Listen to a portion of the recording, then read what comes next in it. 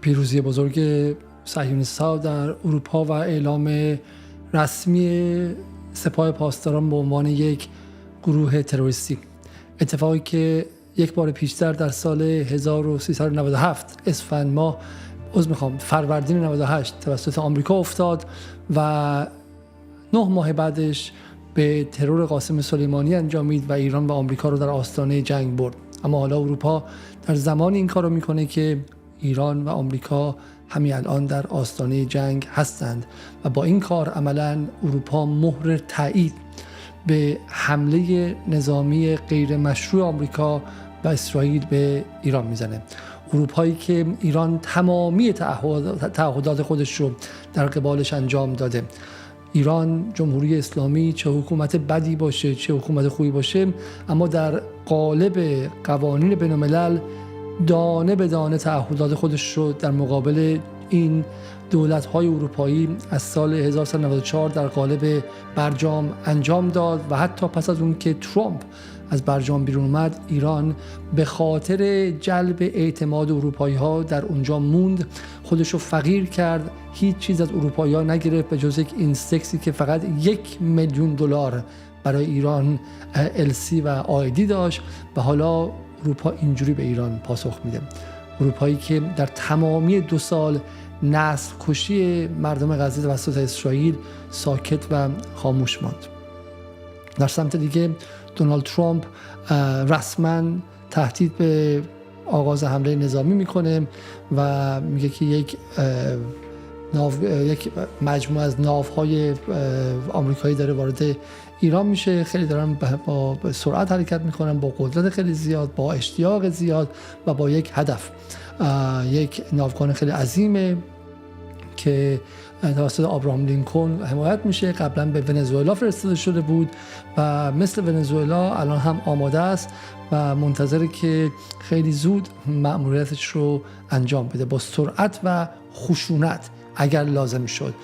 امیدوارم که ایران خیلی زود به میز مذاکره بیاد و مذاکره کنه تا اینکه یک دیل یا یک معامله منصفانه و درستی انجام شه. هیچ سلاح اتمی در کار نباشه، چیزی که برای همه خوب باشه. زمان داره به سرعت از بین میره و به شکلی سرعت عمل از همه چیز مهمتره. من به ایران قبلا هم گفتم که باید معامله کنیم، اونها نکردن و برای همینی که عملیات چکش نیمه شب اتفاق افتاد که یک نابودی تمام عیار برای ایران بود. عملیات بعدی خیلی خیلی از این خطرناکتر خواهد بود و ویرانگرتر برای ایران. و ترامپ به صورت مستقیم به چشم ما ایرانی ها نگاه میکنه و دروغ میگه، چون دفعه قبل ایران پای میز مذاکره آمد، تمامی شروط آمریکا هم تا حد امکان پذیرفت و به گفته انتونی بلینکن وزیر خارجه دولت بایدن، ایران تا حتی 0.5% غنیسازی رو هم پذیرفته بود که عملیات اسرائیل شروع شد و بعد هم آمریکا آنچنان حمله کرد. برای همینه که در حال حاضر هیچ کس به حرف ترامپ اعتماد نداره، نه در سمت حامیان خودش که چشمشون مثل گرسنگان به آسمان تا بمب‌های آمریکایی بر سر مردم ایران بریزه و نه در این سمت، در سمت جمهوری اسلامی. اما هر کس مشغول انجام وظیفه خودشه. BBC با آب و تاب مثل ایران اینترنشنال هر لحظه عکس‌های بزرگ از قدرت نظامی آمریکا رو میندازه تا اونها هم ایران رو بترسونن و وحشت زده کنن و به قول معروف بگن که تو کسی نیستی و شکست در انتظارت. و از اون سمت هم And by the way, there's another beautiful armada floating beautifully toward Iran right now. So we'll see. I hope they make a deal. I hope they make a deal. They should have made a deal the first time that have a country. و هر کس دیگه هم مشغول انجام وظیفه خودشه. مسیح علی نژاد و صدها نفر اعضای ارتش ایران ستیز در آمریکا و اروپا هر یک دارن از روی سناریوی خودشون میخونن، سناریویی که برایش سالها آماده باش داشتن. هر کدومشون مشغول این هستن که بگن ایران تنها دولت شر تاریخ، ایران تنها مشکل صلح جهانی است، ایران مشغول انجام یک هولوکاسته و کلمه هولوکاست تا حد امکان داره تکرار میشه، ایران یک نسل کشی در ایران کرده و همشون دارن به قول معروف بر این طبل‌های هر چقدر بیشتر شونده جنگ سعی میکنن که مشروعیت بدن و افکار عمومی غرب رو هم به شکلی جمع کنن. تقریبا همون سناریو، همون فرمولی که در عراق سال 2003، در تا حدی قبلش در افغانستان سال 2001، حتی در یوگسلاوی سال 1998 99، در لیبی 2011، در سوریه 2013 انجام شده. با این تفاوت که جهان اون جایی که اینها فکر میکنن دیگه نیست، آمریکا هم اون جایی که اینها فکر میکنن نیست و حتی افکار عمومی غرب هم اون افکار عمومی که اینها فکر میکنن نیستش. با این حال وضعیتی که ایران درش گرفتار شده وضعیتی بسیار پیچیده است و من فکر می‌کنم که این پیچیدگی بخشش مهندسی شده است. یعنی اتفاقهایی که در 3 هفته گذشته افتاد، تصاویری که از جلوی چشم ما رژه رفت، اون کشتاری که انجام شد و غیره، تا حد زیادی مهندسی شده بود که ذهن جمعی ما رو گیج کنه، ما رو منگ کنه، ناتوان از فکر کردن بکنه، عده‌مون رو به یک فضای ذهنی و عاطفی ببره که دست‌ها رو بالا ببرن و بگن که ترامپ بیا ما رو بزن، عده دیگر رو هم به قول معروف ناتوان از سخن گفتن کنه که ما به اینجا برسیم.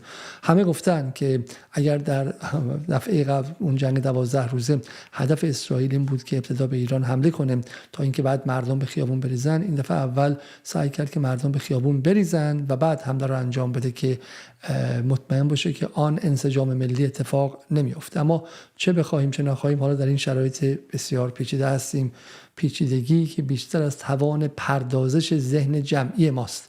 یعنی ما هممون با هم دیگه، گروه ها و بخش های مختلف، روشنفکرانمون، آدم های سیاسیمون، فعالان سیاسی اپوزیسیون داخل کشور، صدا و سیما، رسانه های بیرون از حاکمیت، رسانه های اپوزیسیون، نیروهای ملی، نیروهای غیر، همه رو که رو هم دیگه بذاریم نمیتونیم پردازش کنیم اتفاقاتی که این روزها میفته، برای اینکه هممون پر از احساسات داغ هستیم، یا اینکه نه اتفاقا متوجه نمیشیم که احساسات که در جامعه وجود داره چیه و خیلی داریم زیادی از حد سرد نگاه میکنیم. من سعی میکنم امشب یک فهمی از این وضعیت رو حداقل برای خودم بدم با صدای بلند، ممکنه که اشتباه باشه، اما دعوت میکنم که شما هم نگاه کنید و در کامنت ها اصلاح کنید و به من بپیوندید. در پاسخ به توییت ترامپ، سفارت ایران در سفیر ایران در سازمان ملل میگه که آخرین باری که آمریکا خطا کرد و به یک جنگ در افغانستان و عراق رفت، 7 تریلیون دلار ضرر کرد و 7000 آمریکایی هم جونشون رو از دست دادن. ایران آماده گفتگو بر اساس احترام متقابل و منافع متقابله، ولی اگر ایران رو هول بدن از خودش دفاع خواهد کرد و پاسخی خواهد داد که هیچ شبیه هیچ گونه از پاسخهاش در گذشته نیستش. در چنین شرایطی که با ورود ناوهای آمریکایی ما تازه میفهمیم که چقدر در ایران ما این سالها خائن داشتیم. بهنام قلی‌پور، نویسنده سابق روزنامه سپاه پاسداران جوان که هنوز هم خواهرزاده‌هاش وحید حاجی پور در رسانه‌های نزدیک به وزارت نفت پزشکیان کار میکنن و پول مفصلی در میارن، به ناوگان آمریکایی خوش آمد میگه و براش هلهله میکشه و تشویقشون میکنه که بیان و به ایران پاسخ بدن. و در سمت دیگه ایران هم اعلام کرده که آسمان خودش رو برای مانور جنگی که از مهمات واقعی استفاده میکنه در نزدیکی تنگه هرمز میبنده. علی شمخانی میگه که یک عملیات محدود یک توهم بیشتر نیست، هر گونه عملیاتی با توسط آمریکا از سوی هر نقطه و مبدعی و در هر سطحی از منظر ما شروع جنگ در نظر گرفته میشه و پاسخش بلافاصله تمام عیار و بی سابقه خواهد بود و همینطور هم قلب تل‌آویو و تمامی آنهایی که از این عملیات خصمانه حمایت کنند نشانه گرفته خواهد شد. You've got these, quasi-elected individuals, the ones that wear the suits on television who are part of their political branches, but ultimately have to run everything they do by the supreme leader. So I don't think anyone can give you a simple answer as to what happens next. سوال از مارکو روبیو کردن در جلسه استماع در کنگره که بعد از اینکه حالا به قول معروف به ایران حمله شه و مثلا عده‌ای از رهبران سیاسی از بین برن چه اتفاقی میفته، میگه هیچ کس نمیدونه. Iran, if the supreme leader and the regime were to fall, other than the hope that there would be some ability to have somebody within their systems that you could work towards a similar transition, I would imagine it would be even far more complex than the one we're describing now. ولی عملا همون مدل ونزوئلایی رو میگه امیدوارم کسی در اون سیستم باشه که ما بتونیم باش کار کنیم. این از این نظر مهمه که حداقل تخیل سلطنت طلب ها رو به روش به قول معروف میذاره کنار و میگه ما دنبال دلسی رودریگوز ایرانی هستیم، دنبال کسی هستیم مثل اون اتفاقی در ونزوئلا افتاد که ما بتونیم براش باش کار کنیم و این بالا به قول معروف به نظر میاد نقشه عملگرایانه تری. Because you're talking about a regime that's in place for a very long time. So that's going to require a lot of careful thinking if that eventuality ever presents itself. On the issue of our presence in the region, here's the baseline I want to set for everybody. The baseline is this. We have 30 to 40,000 American troops stationed across 8 or 9 facilities in that region. All are within the reach. Theoretically, not theoretically, in reality, all are within the reach of an array of thousands of Iranian one-way UAVs and Iranian short-term ballistic missiles. So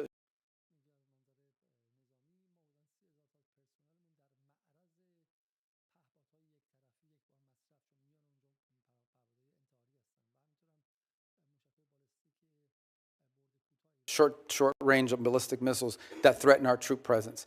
We have to have enough force and power in the region, just on a baseline, to defend against that possibility. That at some point, as a result of something, the Iranian regime decides to strike at our troop presence in the region. The president always reserves the preemptive defensive option. In essence, if we have indications that in fact they're going to attack our troops in the region, to defend our personnel in the region. We also have security agreements, the Defense of Israel Plan and others, that require us to have a force posture in the region to defend against that. And so I think it's wise and prudent to have a force posture within the region that could respond and potentially, not necessarily what's going to happen, but if necessary, preemptively prevent the attack against thousands of American servicemen and other facilities. ببخشید من تیکه روبیو رو ترجمه کردم صدا نبودش. روبیو میگه که ما حدوداً 30,000 تا پرسنل در منطقه داریم که در معرض پهپادها و موشک‌های ایران هستن و همینطور مسئولیت حفاظت از اسرائیل داریم. داره توجیه میکنه که این عملیات برای چی و غیره. حالا من به قول معروف بحث نظامی خیلی زود خواهم رسید. فقط میخوام به شما فضا رو بدم، فضای جنگی هم در داخل واشنگتن هم در به قول معروف در داخل اسرائیل مفصل که تمام روزنامه‌های اسرائیل فقط و فقط حرفشون بحث جنگ ایرانه و بخلاف فضای رسانه‌های اپوزیسیون ایران که به همین. Just very briefly, we've heard such differing accounts, and the president have spoken strongly, you have as well, on the deaths in Iran and the horrible atrocities that are being committed. Can you give us some sense of, we see reports of thousands, tens of thousands, what's the State Department's best estimate of what's happened on the ground? Well, I don't, in the thousands for certain. And look, I think regimes, including that one in Iran, have learned that when you start shooting people in the head with snipers, it's effective. I mean, it works, and they've done it, and it's horrifying. And that's what we've seen. That regime is probably weaker than it has ever been, and the core problem they face, unlike the protests you saw in the past. نکته مهمیه. میگه در مورد این اعتراضات چی فکر می‌کنی؟ حالا ادعاش اینه که هزاران نفر رو کشتن، به سرشون زدن و میگه که حکومت یاد گرفته وقتی به سر آدم‌ها میزنه این موثر و آدم‌ها تو خونه میمونه. اما بعدش رو گوش کنید. On some other topics is that they don't have a way to address the core complaints of the protesters, which is that their economy's in collapse. And the reason why there's economies in collapse is because they spend all their money and all their resources building weapons and sponsoring terrorist groups around the world instead of reinvesting it back into their society. And as a result have taken on massive global sanctions, which has isolated their economy and their country. And so that's what the Iranian people are demanding, is that they stop doing that and start caring about them and get these sanctions off them. And this regime is unwilling to do it. So the core challenge is the protests may have ebbed, but they will spark up again in the future because this regime, unless they are willing to change and or leave, have no way of addressing the legitimate and consistent complaints of the people of Iran who deserve better. خب این نکته جالبیه و من روبیو در بین این همه به قول معروف نویزی که اینجا هستش، روبیو داره حرفای معقول میزنه و خیلی هم به قول معروف گلدروش حرف نمیزنه. حرف خیلی مهم روبیو چیه؟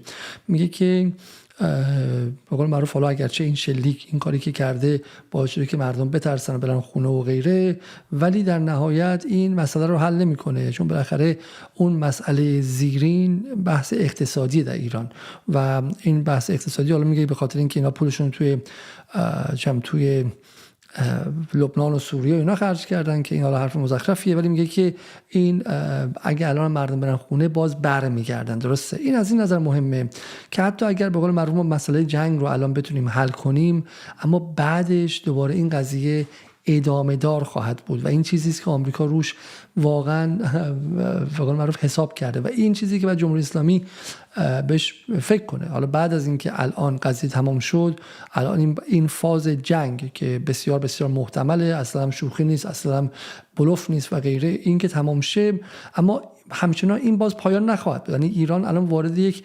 دوره ادواری از ناامنی و به قول معروف از فشارهای زیادی شد. به چه معنی؟ به این معنی که اگر الان جنگ رو هم جمهوری اسلامی ببره اما مسئله اقتصادی به همین شکل بماند، اینها امیدوارن که 2 ماه 3 ماه 4 ماه دیگه باز شورش‌ها اتفاق بیفته و باز ممکنه که این سطح فشارها اضافه شه. من توصیه میکنم اگر کسی واقعا از آدم‌های داخل ایران برنامه رو میبینه، کسایی که صداشون به جای میرسه، این به یک دقیقه حرف مارکو روبیو رو ببینن، چون به نظر میاد که بعد از این اتفاقات خیلی تلخ هم سمت و سوی اقتصادی دولت پزشکیان به هیچ وجه عوض نشده. همچنان روی بحث جراحی اقتصادی تاکید داره میگه آرد رو هم قراره که تا 10 برابر کنن، احتمالاً نون باید قیمتش تا 10 برابر شه و دارن با کله به سمت جراحی اقتصادی یا خودکشی اقتصادی بیشتر خواهند رفت و این یعنی اون لایه‌های از جامعه هم که تا به حال به تظاهرات و این اعتراضات نپیوستن و از خشونت ترسیدن، اما در دوره بعدی ممکنه بیان و این چیزی است که مارکو روبیو روش حساب کرده. این جنگ هیبریدی اصل ماجراش به واسطه اقتصاد، همونطور که بسنت وزیر خزانه‌داری آمریکا گفت ما اقتصاد ایران رو کاری کردیم که مردم تو خیابون بریزن، با افتخار گفت ما به شکلی اونها رو به زانو در آوردیم، که حالا معلوم نبود که منظورش این اپیزود خاصه، یعنی در آذر ماه آیا آمریکا به ویژه در بحث دلار بازی خاصی انجام داده، تونسته مثلا با فشار به تراستی‌های ایران در دبی یا مختل کردن بازگشت دلارها به ایران، فشار آوردن به اولیگارشی‌های دزد ایران کاری کنه که بحران ارزی تشدید بشه و بعد به قول معروف تظاهرات شروع شه، یا اینکه نه به صورت کلی بحث تحریم ها رو میگفت. ما بهش باز خواهیم گشت. بریم سراغ حرف بسیار بسیار عجیبی که تد کروز زد و این 2 روز باعث خبر بود و اونم این که ما باید معترضین ایران رو مسلح کنیم الان، برای اینکه ایرانی ها بتونن حکومت آیت الله رو، این دیکتاتوری که به صورت معمول مرگ بر آمریکا میگره، بیرون بریزن. ما برای اینکه بتونیم کمک کنیم که ایرانی ها حکومت آیت الله رو بیرون بریزن، باید مسلحشون کنیم. این خیلی نکته مهمی است، برای اینکه این دیگه ماجرا خیلی داره تقریبا ساده میشه و قابل فهم میشه با همین دیدن این ماجرای آقای تد کروز، این حرفایی که دارن میزنن. تقریبا سناریو داره در میاد و میگم یه خورده شاید این پیچیدگی‌ها داره الان کمتر میشه، دیر هنگام البته، و اونم برای ما که بیرون از گود نشستیم. اگر در داخل گود بودیم، اگر بچه 18 سالمون حالا یا با هیجان یا از روی خشم رفته بود توی تظاهرات و تیر خورده بود، الان یا جنازش دست ما بود یا غیره، نمیتونستیم با این عقل سرد به قضیه نگاه کنیم و ببینیم که تد کروز داره چیکار میکنه. همونطور که معترضین در سوریه رو مسلح کردن، در لیبی رو مسلح کردن، حالا میخواد معترضین در ایران رو مسلح کنه و به عبارتی میخواد فردا که نیروهای مسلح پژاک، کموله، جندالله، اون یکی در الاهوازیه و 10 گروه دیگه وارد ایران شدن و سر بریدن و کشتن، بگه اینا معترضینی بودن که از روی فشار و نیاز برای انقلاب مسلح کرده بودن خودشون رو. این بازیه، حرفی که تد کروز میزنه، اینا کسی رو نمیخوان مسلح کنن، نمیخوان به معترضین سلاحی بدن، اصلا معترضین رو نمیشناسن، نه به معترضین اعتمادی دارن. اینها معترضینی درون گیومه رو سالهاست که باشون کار کردن، در کمپ هاشون بودن، ارتباط دارن، معترضین خودشونن. They are our bastards، جمله معروف خب they are bastards but they are our bastards، حرومزاده‌های ما هستن. اینها الان آمادن در اردوگاه ها و گسیل خواهند شد به مناطق مختلف به 4 گوشه ایران برای ایجاد ناامنی در پیرامون و بعد این ناامنی خودش رو به مرکز هم سرایت خواهد داد. و این جمله بسیار بسیار مهم آقای تد کروز، وزیر به قول معروف کسی که قرار بود موقع رئیس جمهور شه به عنوان نامزد ریپابلیکن ها، که ما باید مسلح کردن اینها رو در ایران شروع کنیم یا کلید جنگ داخلی رو بزنیم. خب اما بیام بریم بحث امروز. این جمله رو من بگم، من همین امروز اینو در گفتگو با آقای کوروک الماسیان، یک یوتیوبر سوری ارمنی که در ارمنستان گفتم، میخوام به شما بگم، در همونجا گفتم بالاتر از سیاهی انقدر رنگ هست، انقدر بالاتر از سیاهی رنگ هست که اصلا شما باور نخواهید کرد. شما الان دولت میگه که 3117 نفر کشته شدن، من میگم اصلا شما درست میگید، 30,000 نفر کشته شدن. خوبه دیگه، بیشتر از 30,000 نفر که واقعا خود اپوزیسیون هم عقلاشون نمیگن دیگه. 10,000 نفر کشته شدن. شما این رو ضرب در 10 نکن، ضرب در 100، ضرب در 1000 کن. خب اگر فکر میکنی که این تعداد کشته شدن، اون سیاهی که تد کروز قراره برای ایران بیاره، سیاهی کشته شدن 3 میلیون نفره. در سوریه 500-600 هزار نفر تا این لحظه کشته شدن، 10 میلیون نفر پناهنده شدن. جمعیت سوریه 29 میلیون نفر بود وقتی که جنگ شروع شد، جمعیت ایران 89 میلیون نفره. ضرب کنید ضریب. پارسال در جنگ 12 روزه که جنگ محدودی بود، مرکز مطالعات مهاجرت در اروپا پیش بینی کرده بود که تا 15 میلیون ایرانی آواره و پناهنده خواهند شد. این که الان ترکیه داره بافر زون درست میکنه برای پناهندگان ایران، 15 میلیون ایرانی، یعنی حدوداً 1/6 ایران پناهنده خواهند شد. خب بله، الان 6 میلیون 7 میلیون ایرانی سرگردانن در جهان و این خیلی دردناکه. ولی این در 45 سال، در 50 سال اتفاق افتاده. فکر کن در یه بازه زمانی کوتاه 1-2 ساله 15-16 میلیون ایرانی پناهنده بشن. بر اساس جمعیت سوریه که 1/3 ایران بود، ضرب داره 3 کن، 1.8 میلیون نفر کشته شدن. و این اصلا عجیب نیست. در عراق 1 میلیون نفر کشته شدن. برای همینه که بالاتر از سیاهی انقدر رنگ هست که شما باور نمی‌کنید. ولی فرقش اینه که اون وقتی که اون سیاهی ها بیاد، دیگه من و شما این آدما نیستیم. شاید شما سلاح دست گرفته باشی، خودتو نشناسی، سر ببری، شاید من سر ببرم. خب آدم‌ها عوض میشن. انسان موجودی ثابت نیست، انسان موجودی متغیره. آدمایی که داشتن نونوایی میکردن، تسبیح دستشون بود تو رقه، یه سال بعدش خب داشتن جلوی دوربین سر میبریدن، خب و اون طرفی داشتن سرشون بریده میشد. برای همین که نه، خیلی خیلی خیلی رنگ‌های دیگه هستش و اصلا این حرفا رو نزنید. ای کاش تو این سالها ما کمی جغرافیای منطقه‌مون رو دیده بودیم و بهش نگاه کرده بودیم. بریم وارد برنامه امشب شیم. من قبل از اینکه حرف بزنم، اول میخوام از این ماجرای اروپا بگم و ماجرای عجیب اروپا. اینکه از روز گذشته اول از همه فرانسوی‌ها که قرار بود که با بقیه اروپا متفاوت باشن، اومدن و با کیف گفتن که there can be no immunity، امکان نداره که مسئولیتی باشه و اون سرکوب غیر قابل تحمل خیزش ها و تظاهرات صلح آمیز مردم ایران نمیتونه بدون پاسخ بره. شجاعت باور نکردنیشون که چهرهشون رو مقابل خشونت کور جمهوری اسلامی نشون دادن و غیره.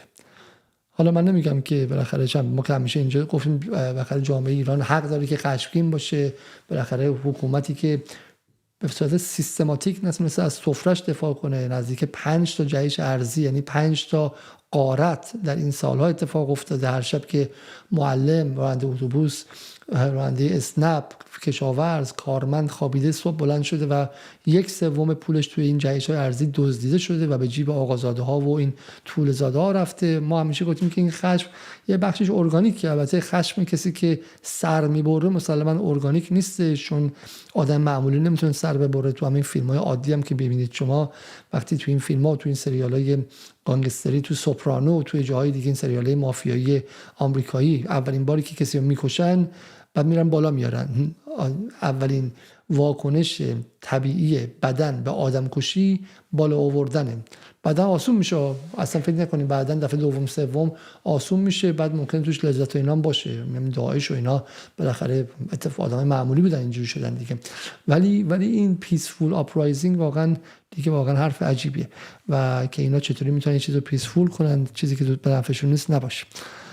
این خانم خیلی خیلی جالبه، میگه که این سخنگوی EU میگه که نیروهای امنیتی ایران مسئول کشتار جمعی هستن. امروز ما تحریم‌های جدیدی رو بر اونهایی که مسئول این قضیه هستند و هزاران نفر کشتن اعمال میکنیم. همچنین امیدوارم که وزرای خارجه تصمیم‌های سیاسی بگیرن که سپاه رو در لیست تروریستی اعلام کنن. Because if you act as a terrorist, you should also be treated as a terrorist. برای اینکه شما اگر به عنوان یک تروریست رفتار کنی، باید با شما مثل یک تروریست رفتار بشه. این نکته باور نکردنی است. الان که ما یه مجموعه فیلمی داریم که من با اینکه تمامی این فیلم ها رو دیدم هنوز واقعا سر در نیاوردم که دقیقاً چه اتفاقی افتاده، کی شروع کرده، کی شروع نکرده و اینو من به هرگزم دروغ به شما نخواهم گفت.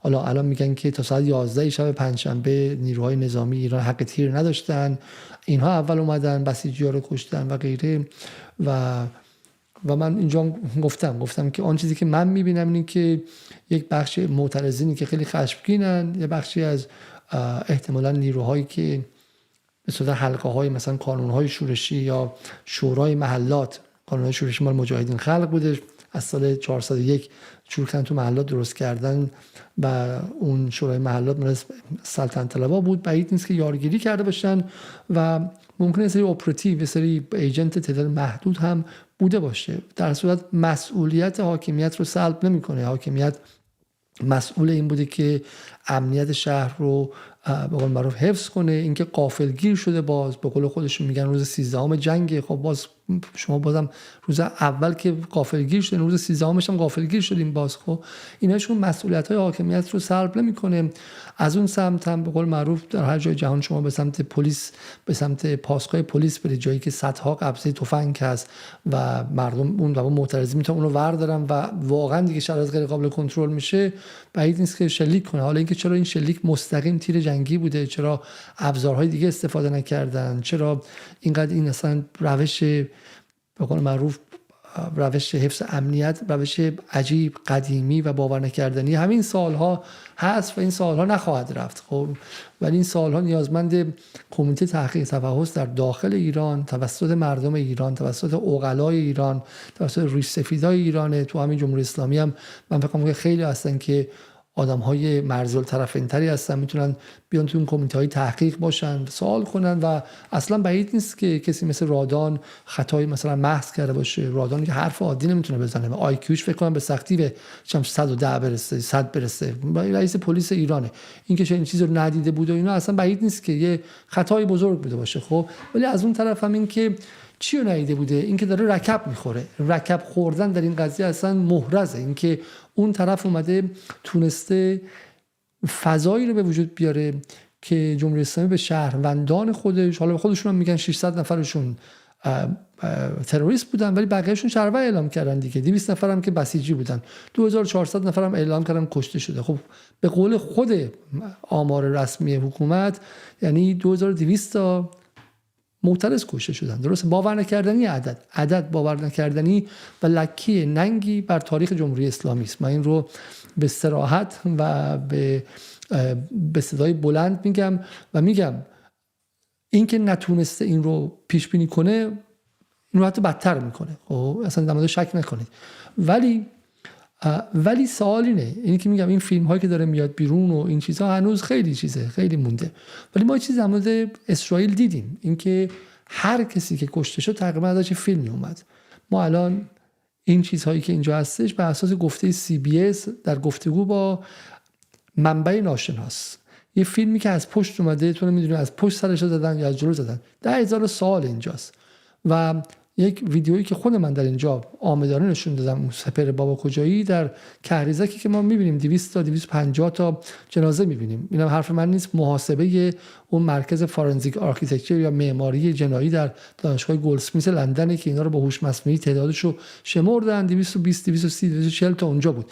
برای همین تعداد اونجا به 35000 تا و 40000 تایی که الان آقایون در ایران اینترنشنال میگن ربطی نداره. با این حال شما 2 سال به صورت مستند چیزی که UN یا سازمان ملل گفت، دادگاه عالی، دادگاه بین‌المللی لاهه گفت، دادگاه جنایی جهانی گفتش، انواع مختلف سازمان‌های بین‌الملل جهانی گفتن، تک تک تصاویر ثبت شد، بمباران‌ها محرز بود، تمام قوانین جنگ از بین رفت در غزه. این جماعت در اروپا دهن باز نکرد که محکومش کنه. برای همینه که قضیه خیلی خیلی واضحه که اروپا کجا وای میسته. اروپایی که توان کشیدن نگه داشتن بالای شلوار خودش نداره که تومنش از پاش بیفته، نمیتونه از گرینلندش دفاع کنه. در هفته گذشته در دیدارش با ترامپ سر پایین انداخته، گفته چشم قربان، تو فقط گرینلند رو از ما نگیر، ما هر جوری که باشه چکمه لیسی تو رو میکنیم. اروپایی که الان مستعصله، چون در نظم جدید جهانی که آقای ترامپ گفته که منم و پوتین و شی جین پینگ بقیه هری، اروپا له لورده است، باید از سمت شرقش به پوتین باج بده، از سمت غربش باید به ترامپ باج بده. خب و این همه این ادا اصولی که امروز در آوردن و تک تکشون، وزیر خارجه هلند، وزیر خارجه سوئد و وزیر خارجه آلمان، تمامش بر این بود که این نماد پایان اروپا به عنوان یک بازیگر بین‌المللی. حالا واقعا نمیخوام من وارد بحث ژئوپلیتیک بشم امشب، ولی دقیقاً همینه. اروپایی که قرار بود یکی از 3 بازیگر بزرگ جهان پس آمریکایی باشه، آمریکا، اروپا، EU و چین، چون قرار بود که کشورهای 3 تا قدرتی بودن که 20 تریلیون دلار هر کدومشون تولید ناخالص ملیشون بود. الان اروپا به جایی رسیده که یک قدرت دست مجموعش با هم دیگه قدرت دست دوم شده. خب باید بری کنار، باید ریزخاری های میز آقای ترامپ رو انجام بده. برای همینه که این حرفا اینه. و این چرا شناعت آوره؟ شناعت آوره این روزهای سختی که بر ما ایرانی ها داره میره، روزهای سختی بر همه ما، از هر گروه هر دسته‌ای داره میره، از اون مادران عزادار معترضین تا مادران عزادار بسیجی ها و پلیس راهوار سرباز وظیفه‌ای که از با ماهی 8 میلیون تومان اونجا وای میسته و سرش بریده میشه. خب این وضعیت ما که محصول بی‌قدرتیمونه، چون ما قدرت داشتیم آمریکا هرگز چنین غلطی نمی‌کرد. اگه ما دولت قوی بودیم، اسرائیل و آمریکا جرئت نمی‌کردن که نظم داخلیمون رو اینجوری به هم بریزن. الان ما جرئت داریم که داخل آمریکا رو به هم بریزیم. الان من اگر قدرت داشتم، من همین کارو با آمریکا میتونستم بکنم. من همین لحظه فردا صبح میتونستم کاری کنم که آمریکا به جای 3000 نفر 30000 نفر مردم خودش بکشه. الان یک چیزی مثل BLM را مینداختم، مثل بلک لایوز ماتر، گسل‌های نژادی رو را مینداختم، بعد بین هیسپانیک ها و مثلا سفیدا دعوا را مینداختم، بین اونایی که موافق چه میدونم قوانین حفظ تفنگن و مخالفینش دعوا را مینداختم، تیکه تیکه جامعه آمریکا رو مقابل همدیگه میذاشتم، ادعیشو میفرستادم که ایستگاه پلیس بگیرن، بعد بهشون شلیک شه فلان شه و دولت مرکزی هم تانک بیاره شروع کنه شلیک کردن به تظاهر کننده ها، به ویژه ترامپ که اهل استفاده خیلی حسابی از زوره. خب کاری نداره که برای من جرئت میکنم، چون اگه آمریکا میدونست که منبع این کارها ایرانه، یه دونه بمب از بالا سر مینداخت و منو تموم میکرد. ما ضعفمون در این ماه‌ها، در این سال‌ها به اینجا رسید. حالا اونایی که میگفتن سوریه رو رها کن، فکری به حال ما کن، اتفاقی که در خیابون‌های ایران افتاد اتفاقا به خاطر این بود که سوریه رفت، به خاطر این بود که سید حسن نصرالله در لبنان رفت، به خاطر این بود که غزه عملاً از دست رفت. ضعف قدرت نظامی ایران که یک سرش قدرت نامتقارن منطقه‌ای از طریق متحدین بود، بخش دیگرش همین موشکی و هسته‌ای بود که یه جوری سفره پیچیده بود. آمریکا و اسرائیل رو به طمع انداخت که داخل ایران وارد شن، جنگ رو بکشونن به داخل ایران. برای همینه که اینها هستش. حالا همه حرف من همینه، تو این شرایط سخت وقتی ما نگاه میکنیم که چرا این قضیه سخت شد، خطاها رو میبینیم. خطای این که اولیگارشی دزد رو باهاش مماشات کردن از همون روز اول از برادر مرتضی رفیق دوست که دزدی کرد سال 1373 74 و ولش کردن و کارش نکردن تا دهه 80. دزدی هایی که انجام شد اون موقع احمدی نژاد اومد بخشش رو گفت از در دولت خود احمدی نژاد چقدر دزدی شد. بعد در دهه 90 اومدن عده‌ایشون رو باز گفتن و گرفتن و باز ولشون کردن تا امروز که دیگه دزدی تا حد زیادی طبیعی شده. خب این خطاها، میگم یه خطاش مثلا اینه، خطای این که ما اقتصادی رها شده و ویران شده داریم. خب حالا مردم ما میتونن بیان بگن کجا گذاشتم من اینا، بیا مردم ما میتونن بیان بگن که سوریه رو رها کن، فکری به حال ما کن، نه غزه نه لبنان، و بگن که پول ما چی شده، خرج فلسطین شده. ولی اینجا فقط یه فقرش 400 میلیون یورو اموال علی انصاری فقط در آلمان کشف شد. خب در آلمان کشف شد. این هم به قول حالا ادعای این که به سپاه وصله، ولی خیر، کسی که از ایران مال گرفته تا غیره و این نظم اقتصادی که از توش اینقدر فساد در اومد. خب این خطا رو ما گفتیم. اما یه خطای دیگه ای که واقعا هست، خطای شناختی و خطای محصول دعوای قدرت در داخل بود. اینکه کسی مثل جواد ظریف میخواست با این اروپایی که امروز چنین خنجری از پشت در چنین لحظه به ایران زد تا این حد مماشات کنه. هنوز تا 3 ماه پیش معتقد بود که بین اروپا و آمریکا میشه شکاف انداخت.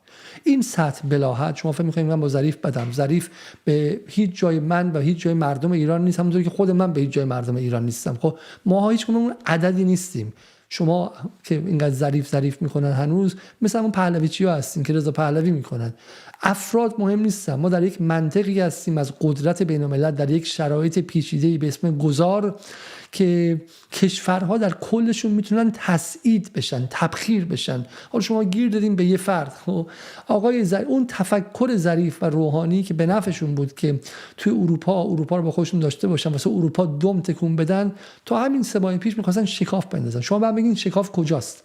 اروپایی که درست در آستانه حمله نظامی آمریکا به ایران میاد سپاه رو تو لیست تروریستی میذاره که هموار کنه مصادره های بیشتر ایران، اموال ایران رو در اروپا، آماده کردن برای درگیری های بیشتر و غیره رو، به من بگه چی کار میخواد بکنید. خب این عدم فهم سیاست بین الملل تا کجا به ما ضربه زد. ما نباید الان در این وضعیت خطیر می بودیم. ما هزینه ها رو دهه ها پیش داده بودیم. ما 8 سال هزینه دادیم در جنگ با عراق. ما 30 سال هزینه دادیم با تحریم و با انزوا. ما الان روز خوشیمون می بود. ما نباید الان روز بیچارگیمون می بود. این محصول غارت‌های داخلی، دعواهای بی‌پایان داخلی، این بی‌ارادگی حاکمیت در داخل برای مقابله با فاسدین داخلیشه. و همین الان هم ببینید دیگه، همین الان میخوام معترضین رو بیارن و اعدام کنن. اگر جرأت داشتن در مقابل هر معترضی که اعدام میکردن یک از فاسدین حاکمیتی رو اعدام کنن و نترسن که اگر این فاسد حاکمیتی برادرزاده فلان سردار سپاه، برادرزاده فلان امام جمعه، برادرزاده فلان آدم بیت رهبری، برادرزاده فلان آدم مجلس خبرگانه، اگر جرأت داشتن مقابل هر معترض یک دونه فاسد رو اعدام کنن، من به شما قول میدادم که همین الان ناوهای آمریکایی به تدریج از منطقه بیرون میرفتن. اگر جرأت داشتن که در کشوری نباشید که رهبرش میگه آقا ما الان مقابل آمریکا باج نمیدهیم، فردا صبحش ردیف میشه حسین مرعشی و ظریف و اون و اتاق بازرگانی و یه سری دزدی که بعد پشت میله باشن میان میگن که ما باید گفتگو کنیم، تو دهنش میزنن. این سطح بی اقتداری برای حاکمیت واقعا همین میشه که آمریکا و اسرائیل هم صحبت این میکنن که مثل مادورو رهبر ایران رو با هلیکوپتر بلند کنن و ببرنش تو اونجا تحقیرش کنن یا با بمب بخوام بزننش و بکشنش و غیره. خب بی اقتداری ما خودمون شروع کردیم، چون اسم این دموکراسی که نبود. که دموکراسی وقتی بود که سندیکاهای کارگری، مردم محروم تو هر جا میتونستن بیان صدا داشته باشن، دموکراسی وقتی بود که یه آدم شهروند بی قدرت عادی میتونست یکی از این آقازادا رو تو دادگاه ببره و محکوم کنه، نه اینکه همیشه مردم محکوم میشن. این دموکراسی نبود. این حکومت ملوک و طوایفی بین گروه‌هایی بود که سر سفره نشسته بودن، ایران رو بین خودشون تقسیم کرده بودن، به ریش مردم هم میخندن. هنوزم دارن میخندن چون هر چی از این آدما کشته شده باشه مال بچهای ایران نبوده. خب اون بسیجیایی که کشته شدن بچه‌ای بودن که مال خانواده‌ای بودن، مال با حقوق 15 میلیون 20 میلیون تومان در ماه، و اون معترضین هم مال همون جنس بودن. خب بچه‌های پایین کشته شدن از دو طرف که آقایون در بالا بخورن، مثل علی انصاری. خب تازه اموالشون تو اروپا کشف شه که حالا اروپا به بهانه اینکه مال سپاه و غیره کلش رو بکشه بالا و 400 میلیون یورو پول ایران هم بره، مثل زمان شاه، پولایی که شاه برد این ور اون ور گذاشت رو هرگز هم باز نگشت. خب و تموم شد. مثل فاسدین مثلا این کشورهای آفریقایی، نیجر، فلان جا که پولا رو برمی‌دارن میرن تو حسابای سوئیس میذارن، بعدم چه می‌دونم یه جایی سر خودشون زیر آب میکنن، پولا همیشه تو کشور سوئیس میمونه. خب اینها تمامشون قراره که مصادره شه و بره تو جیب اروپایی‌ها، از جیب معلم ایرانی، از جیب راننده‌های ایرانی، از جیب معدنچی‌های ایرانی دزدیدن. یه دونه دستگاه گازیاب تو معدن خب قیمتش بود $1500 نخریدن، 400 میلیون یورو رو فقط یه فقره ریختن تو جیب آلمانی‌ها، 300 میلیون یورو هم تو اسپانیاست، 500 میلیون یورو هم یه ماه پیش توی لندن که کشف شد. خب که بعد تورمش سرریز بشه تو ایران، بگن که بعد به خاطر نبودنش نقدینگی چاپ کنیم. برای همین دارم میگم حالا این خطاها به کنار، خطای شناختی، خطای مالی، خطای اقتصادی و غیره، و این ما رسیدیم به این لحظه خطیر که تمامی ضعف‌های ما، لحظه انباشت تمام ضعف‌های ماست. لحظه به قول خود آقایون چی میگن ناترازی‌ها، میگن روز قیامت دیگه. خب و هر ذره‌ای که داشتی اونجا و هر مسخالی که داشتی اونجا، همش رو هم دیگه جمع شده، اومدیم رسیدیم به این لحظه‌ای که تمامی اشتباهات، خطاهامون در این لحظه است و حالا دیگه روز قضاوت تاریخی. خب همین خطای مرگاور نفهمیدن این که بازی جهانی داره عوض میشه و تاریخ و این نظم جهانی که داره عوض میشه چیه و این اروپا. اما به نظر من ایران در مقابل اروپا خیلی چیز نیستش، خیلی بی کس و کار نیستش. خب میتونه به قول معروف اروپا رو تهدید کنه. اروپا تو این منطقه است، اروپا تو این منطقه آویزون. حتی ایران اگر عقلش میرسید همون سال 2022 یا 401 سال زنجانی آزادی میفهمید که اروپا شمشیر رو از رو بسته نسبت به ایران و اروپا خیلی بیشتر از آمریکا و اسرائیل دشمنه، چون اروپا سالهاست به اشغال اسرائیل در اومده. سیاست اروپا رو داره اسرائیل تعیین میکنه عملا. خب همونطور که سیاست آمریکا توسط لابی اسرائیل به قول معروف فتح شد، اروپا هم همینطوره. اینم خانم اورسولا فوندر لاین، مادر 7 بچه، مثلا به عنوان جالب و مثبت میگم چون این خانم تا 30 سالگی کار کرده، بعد رفته 7 بچه داره، بچه دار شده، 10 سال بعد برگشته دوباره کار سیاسی کرده و آدم از این نظر جالبه. میگه که من این توافقی که برای تحریم ها روی حکومت جنایتکار ایران هست رو به قول معروف بهش خوش آمد میگم. آقای ظریف میخواست با این بره گفتگو کنه، با فوندر لاین میخواست گفتگو کنه، عراقچی با فوندر لاین میخواست.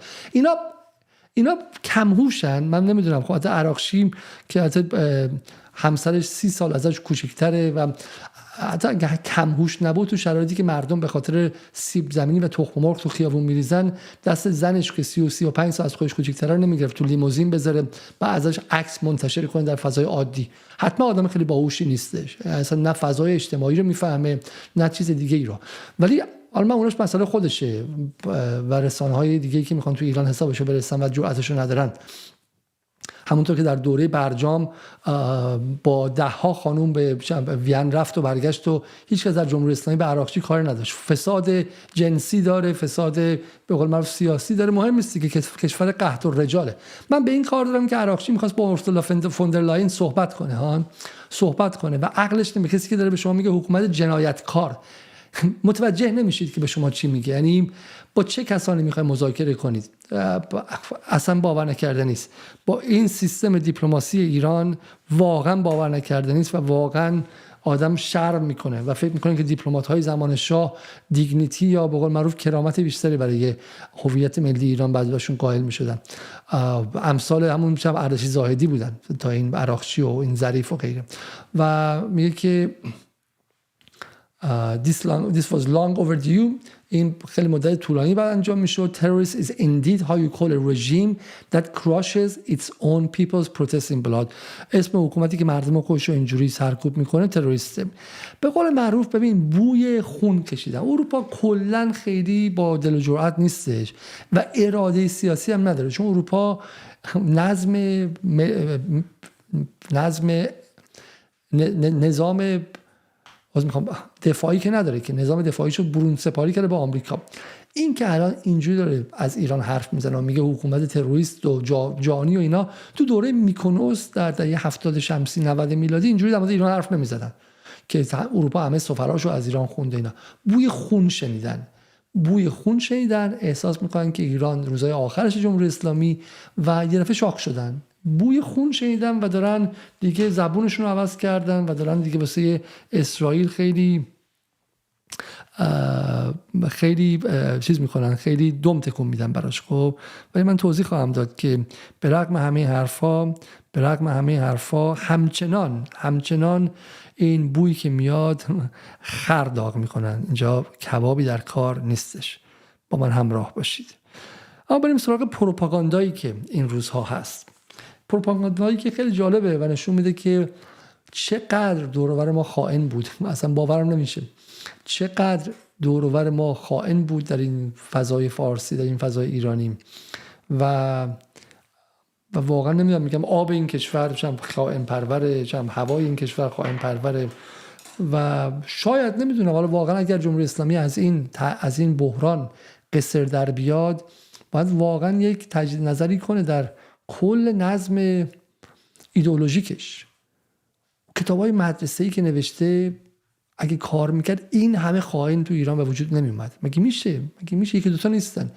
اگر اون صدا و سیما کار میکرد اینقدر خائن به در نمیومد. اگر این نظم ایدئولوژیکی همه چیز به مذهب فقط تقلید میده کار میکرد، من واقعا فکر میکنم که اون ایدئولوژی پهلوی با آریاییگری و غیره که حالا من بارها گفتم منتقدشم چون سویه های نژادی و غیره داره، اما بیشتر کار میکرد چون تو نسل قدیم خیلی خیلی خائن کمتر بود. ما این همه اپوزیسیون باشون مصاحبه کردیم توی جدال، جاهای دیگه. اکبر اعتماد کارمند شاه تا لحظه آخر وقتی از قدرت اتمی ایران حرف میزد اشک تو چشش پدقه میزد. اون از اردشیر زاهدیشه، اون از کسایی که حسین دهباشی باشون مصاحبه کرده، ارتش بودهای زمان شاه و کسایی که به جمهوری اسلامی رفته بودن ضمانت داده بودن که آقا ما خانواده‌مون گروگان بگیر، بذار ما پرواز کنیم. خلبان‌های شاهنشاهی که میگفتن آقا بذار ما پرواز کنیم بریم عراق بزنیم و تو خانواده ما رو گروگان بگی، اگه ما برنگشتیم اونا رو بکش. خب اینجوری ارق ملی داشتن. مگه میشه از مهدی نصیری و اون شریفی زارچی و همین بهنام قلی‌پور و مگه میشه؟ یه جایی کار ایراد داره. من به دوستان حزب اللهی که اگه برنامه رو میبینم بهشون میگم یه جایی کار ایدئولوژی شما ایراد داره. من میدونم یک از دوستان من میگه آقا ما توی سوریه که بودیم اون جلو داعش بود با یه بلندگوی خیلی بزرگ گذاشته بودن با یه لهجه حالا یک از قومیت‌های ایرانی که اون موقع القاعده اونجا خیلی زیاد القاعده از ایران هم یارگیری کرده بود. هی میگفتن که ما اگه بگیریمتون چه کار میکنیم؟ تجاوز میکنیم، دستتون میبریم، بعد فلان میکنیم اینا. و میگفت سخت بود که مثلا آدم بیاد اونجا و عذر میخوام ولی اسهال نگیره. میگفت شجاع‌ترین آدم مثلا با 2 متر قد، هیکل، بادی بیلدر، رزمیکار فلان میمد اونجا نیازمند پوشک بزرگسالان میشد. خب حالا به من میگفتش که آقا اونجا رو با ایران باستان و ایران نمیتونید رو اداره کنی. بعد مثلا به شکلی اعتقاد به امام حسین داشته باشی، بگی آقا اونجا مثلا تو کربلا امام حسین عقب نرفت، منم عقب نرم اینا جلو داعش. ولی من نمیپذیرم. فکر می‌کنم که من همیشه گفتم کربلا شیعه و غیره یک بال ایران هستش، ولی این بال به تنهایی کافی نبوده، چون از توش این همه پرتی در اومده، این همه خائن هم در اومده.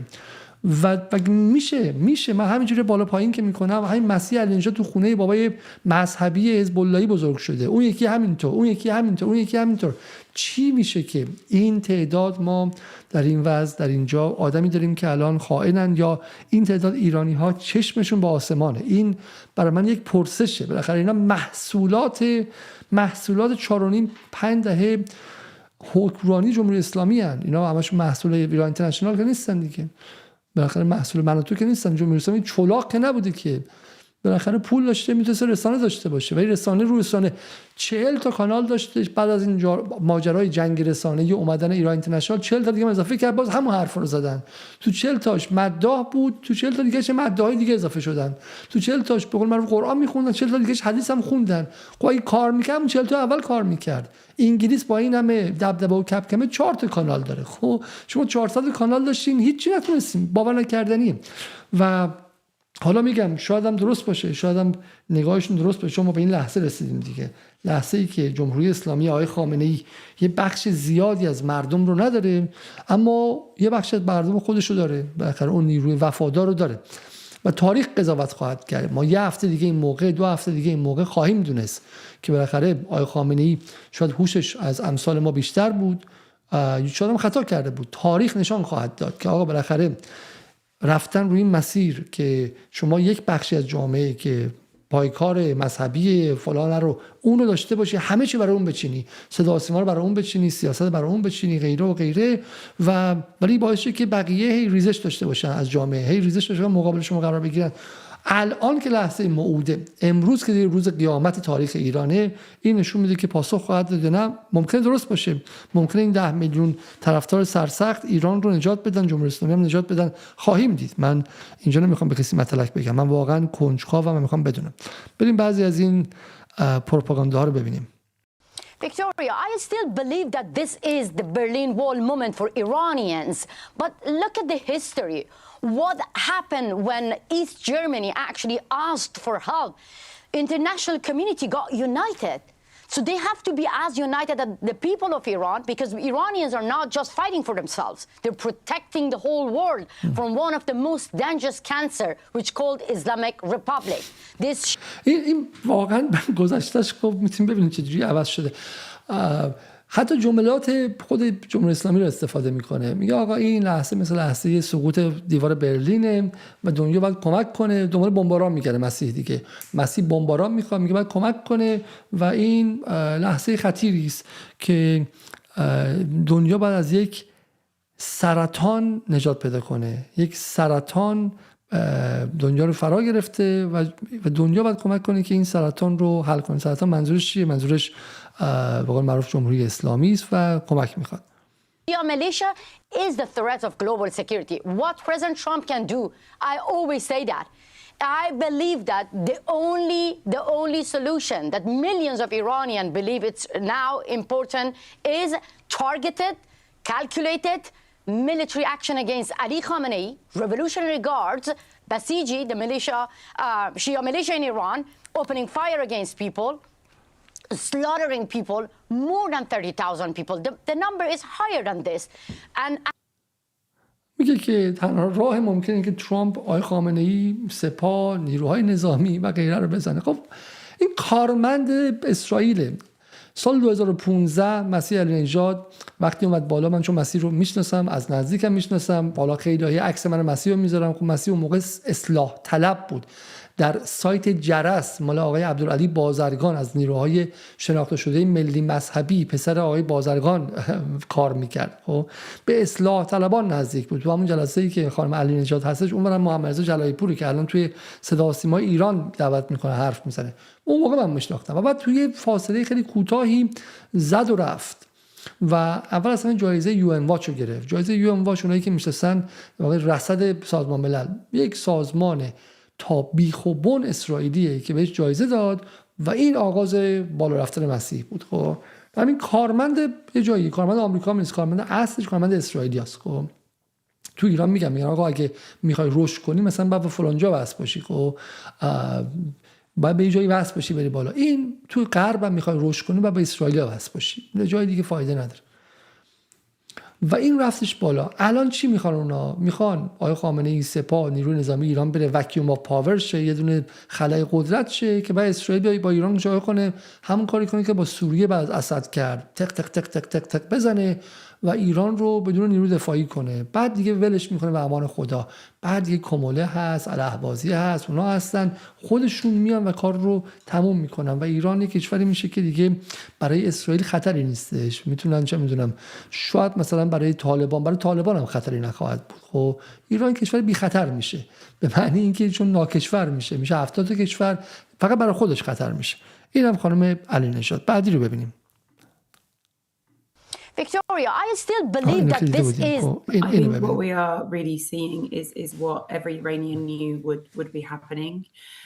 The blackout really wasn't to inconvenience the Iranian population. It was to turn the lights off so the regime can carry out its atrocities and you know. خانم بیتا فعال حقوق بشر که من تا اسمشون نشنیده بودم ادعا میکنه که احتمال اولش 6,000 نفره، ادعا میکنه که ایران بزرگترین اردوگاه مرگ اجباری جهانه. کلمات ببینید تماما توسط هابزبارا یا نیروی پروپاگاندایی موساد ساخته شده. کلمات صهیونیست‌ها و اسرائیلی هاست. آشویتز، کانسنتریشن کمپ یا اردوگاه مرگ اجباری، هولوکاست، جنوساید، غیره و غیره. و ایران یک اردوگاه مرگ اجباریه و اردوگاه مرگ اجباری بعد چیکار کرد؟ بعد کمک کرد دیگه، همونطور که آمریکا کمک کرد و آلمان نازی رو بمباران کرد تا یهودیان از آشویتز نجات پیدا کنن. You know, we've seen these demonstrations in Iran before, but this was bigger and more people have died. But I think maybe more people have died because he said he was going to help. This looks like a bay of pigs to me. This looks like America's going to come and help you. Where is it? Remember the Kurds in 91 when they thought they were going to get help from America? Vietnam could make the same claim. I mean, a lot of people have felt let down by us. I thought Trump was different. Where are you on his... دارن بچه خر میکنن. میگه که ترامپ قول داد که بهشون کمک کنه، همونطور که به عراقی‌ها سال 91 قول داد که کمک میکنه وقتی که شیعیان رو گفتن شورش کنن، بعد بهشون کمک نکردن، صدام سلاخیشون کرد خب و غیره. چرا کمکشون نکرد؟ حالا مثل ویتنام، به ویتنامی گفت بریزین شما علیه حکومتتون حمله کنید من کمکتون میکنم. چرا کمک نکرد؟ On this, because all these bodies that I see, these body bags in Iran, I think a lot of those people went in the streets because they thought, oh, he said he's got our back this time. Where's the help? میگه خیلی از اونایی که الان توی این کیسه های سیاه جنازه بودن اونا رفتن تو خیابون چون ترامپ بهشون گفت بیا من بهتون کمک میکنم و الان دیگه نیستن. The generals have told us that short of sending in a massive number of troops, it will be another Iraq. Well, then what did he mean when he said... I don't know, but...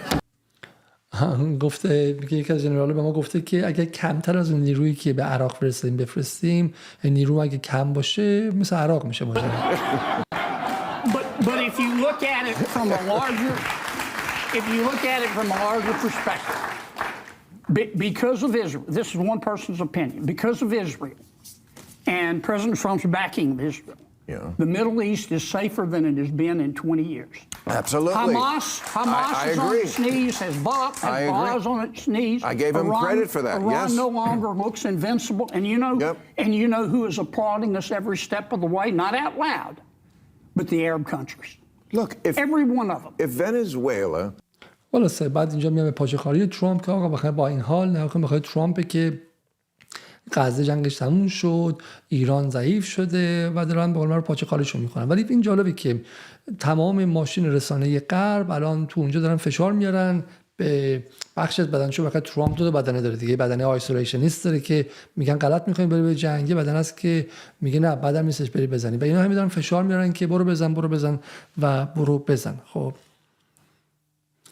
در داخل ایران چی؟ همین آقای آرش آرامش که 24 ساله در BBC و در ایران اینترنشنال و یکی از این ایرانی نماهاست میگه که بیل مالر رو گوش کنید، من یک دموکراتم و برای ترامپ دست میزنم اگه بره و حکومت خصمانه ایران و کوبا و ونزوئلا رو عوض کنه و کله پاشون کنه، بهش یک نوبل صلح بدین اگه بتونه این حکومت کثافتی که چند دهه اونجا بوده رو برکنار کنه. خب اینا رو هم 24 ساعته در این فضای رسانه‌ای ایران میارن. بیا همین الان دوباره اولش توی فضای اینجا. اصلی اینجاست، ما تجربه نشان داده که ما تونستیم با حمله نظامی ایالات متحده، ارتش ایالات متحده، برنامه هسته‌ای نظامی و برنامه صلح‌آمیز و صلح‌جویانه، برنامه هسته‌ای نظامی جمهوری اسلامی رو تا حد بسیار زیادی نابود کنیم. دوم، ایالات متحده نشون داده که میتونه با ادامه بمباران، اگه جمهوری اسلامی سر میز مذاکره نیاد، برنامه نظامی هسته‌ای جمهوری اسلامی رو باز چندین سال به تعبیر بندازه. راه حل درست این مشکل درگیری نظامی است که ایالات متحده با قرار دادن و هدف قرار دادن فرماندهی، رهبری، خامنه‌ای، ستاد مشترک، قرارگاه‌های سپاه، ساختارهای حساس صنعتی نظامی جمهوری اسلامی و حمله گسترده به پایگاه‌های سپاه و الان هم ارتش. ببینید ارتش جمهوری اسلامی بخشی از این هاست. عالی عالی عالی. این هر چقدر زمان بیشتر میگذره، چون رقابت سنگینه بین این وطن فروش ها و همین که یکیشون میاد میگه که خامنه‌ای رو بزن، اون میگه که این من می‌خواستم بگم بعد زودتر میگفتم چرا کنم، میگه آقا خامنه‌ای بزن، رئیس سپاه هم بزن، میگه اونم گفتش من چرا کنم، ارتش هم بزن. بعدیش میاد میگه آقا شم پلیس راهنمایی رانندگی هم بزن، پلیس راهوار رو هم بزن، سرباز وظیفه رو هم بزن. خب اونی که با چه میدونم، اونی که منتظره که به قول معروف کارت پایان خدمتشو بگیره بره تو دعاتشون باز برگرده، اونم بزن، سر ببر. خب رقابت و این آرش آرامش باریکلا که اومد ارتش رو هم گفت، فرقی برای اینا نداره. برای اینها یک مسئله است. کشوری به اسم ایران غلط کرده که 1,648,995 کیلومتر باشه، باید حداقل حد اکثر 600,000 کیلومتر باشه. هرچی بالاتر از اون این کشور رو خطرناک میکنه. این کشور در طول تاریخ خطرناک بوده. این کشور از 2500 سال پیش شر بوده، جغرافیاش زیادی قدرتمندش میکرده، جاش زیادی مهمه، 4 راهه، به جای مهمی مشرفه خلیج فارس، به جای مهمی مشرفه تنگه هرمز، به منابع مهمی به قول معروف سوار شده، نفت و گاز جهانی. خط چین از اینجا میگذره. این کشور باید درگیر شه، این کشور باید نابود شه، باید کوچیک شه، باید کوچیک شه. برای همینه که فرق نمیکنه سپاه، ارتش رو هم بزن، نیرو پلیس هم بزن. این حمله نظامی یا باید جمهوری اسلامی رو آنچنان بزند که کاملا بی ربط بکند، یا اینکه نتیجه بدهد به تغییر حکومت. به خاطر همین حمله درست اون پرچم پشتش هم گذاشته بنده خدا پرچم پشتش رو هم خیلی خیلی سریع گذاشته. پرچم آمریکاست. من با آرش آرامش تو پرگار سال 2015 بودم در مورد بحث امنیت ملی که اون موقع بحثمون شد. بعد بنده خدا به من خیلی هم صادقانه گفت اون بچه بوده، به عنوانش هم مهاجر رفتن آمریکا و هر چی که داره رو از آمریکا میدونستش. خب خودش رو مدیون آمریکا میدونستش و معتقد بود آقا من آمریکایی میخواد دم تکون بده. میگه آقا من ممنونم از اون استخونهایی که به من دادید، ممنون، متشکرم. میخواد سیتیزن خوبی باشه، میخواد سیتیزن قسم خورده خوبی برای کشورش باشه. پرچمش هم گذاشته و میگه که از من استفاده کنید، من فارسی خوب حرف میزنم، قیافه‌م شبیه ایرانی هاست، میتونم گولشون بزنم. چون اگه الان یه آدم موبور آمریکایی با لهجه خیلی گنگستری آمریکایی میومد حرف میزد، ایرانی‌ها شاید بعضیشون دو دل میشدن که آقا اینا نکنه میخوان ما رو بکشن، اینا همونن که مصدقم بردن، اینا همونن که عراقی هم زدن. من که حرف میزنم دلشون نرم میشه. بیاین از من استفاده کنید، از منی که فارسی حرف میزنم. حمله هستش که کمپین یوگسلاوی سابق خواهد بود علیه سرب‌ها. آفرین. خب این هم نفر بعدیشون. اما در اون سمت این چیز خیلی دردناکه و are very, very upset. A lot of Iranians who've left Iran. این خانم هدا بیوتیه که خیلیاتون میشناسینش، از این اینفلوئنسرهای لوازم آرایشی که اومده اون عکس‌ها رو نشون داده که آدم‌ها دارن عکس ترامپ رو تو ایران آتیش می‌زنن و غیره. و ایرانی‌ها دیگه کمپین راه انداختن، لوازم آرایشی این رو میشکوندن و تق تق تق می‌زدن و یک این انقلابیون ایران گفتن که ما ریمل تو رو دیگه نمیزنیم و کرم پودر تو هم دیگه به خودمون نمیمالیم تا یاد بگیرید که با ما ایرانی‌های انقلابی سلطنت طلب در نیافتید. این بنده خدا امروز اومده یک ویدیویی داده. این ویدیو برای من خیلی جالبه، چون این نفر اول نیستش. خیلی عراقی ها، خیلی سوری ها، خیلی فلسطینی ها توی این مدت اومدن و ویدیو دادن که به امید اینکه آقا ایرانی ها بشنون. بندگان خدا البته نمیدونن که این تلاش از پیش شکست خورده است. علتش هم اینه که ایرانی هایی که الان اون سمت هستن به ایدئولوژی راسیستی و نژاد پرستانه تو حد زیادی آلوده شدن. این به ویژه این پهلوی‌گراها و اینها، و اصلا گمان میکنن که اینها یک نژاد برتر هستن، ما آریایی هستیم، عرب نمیپرستیم و غیره. اصلا حرف اینا رو گوش نمیکنن. اصلا بخشی از مشکل ما این مشکل این به قول این آقایون خودش رو هم میگه ما در جغرافیای اشتباهی قرار گرفته ایم. این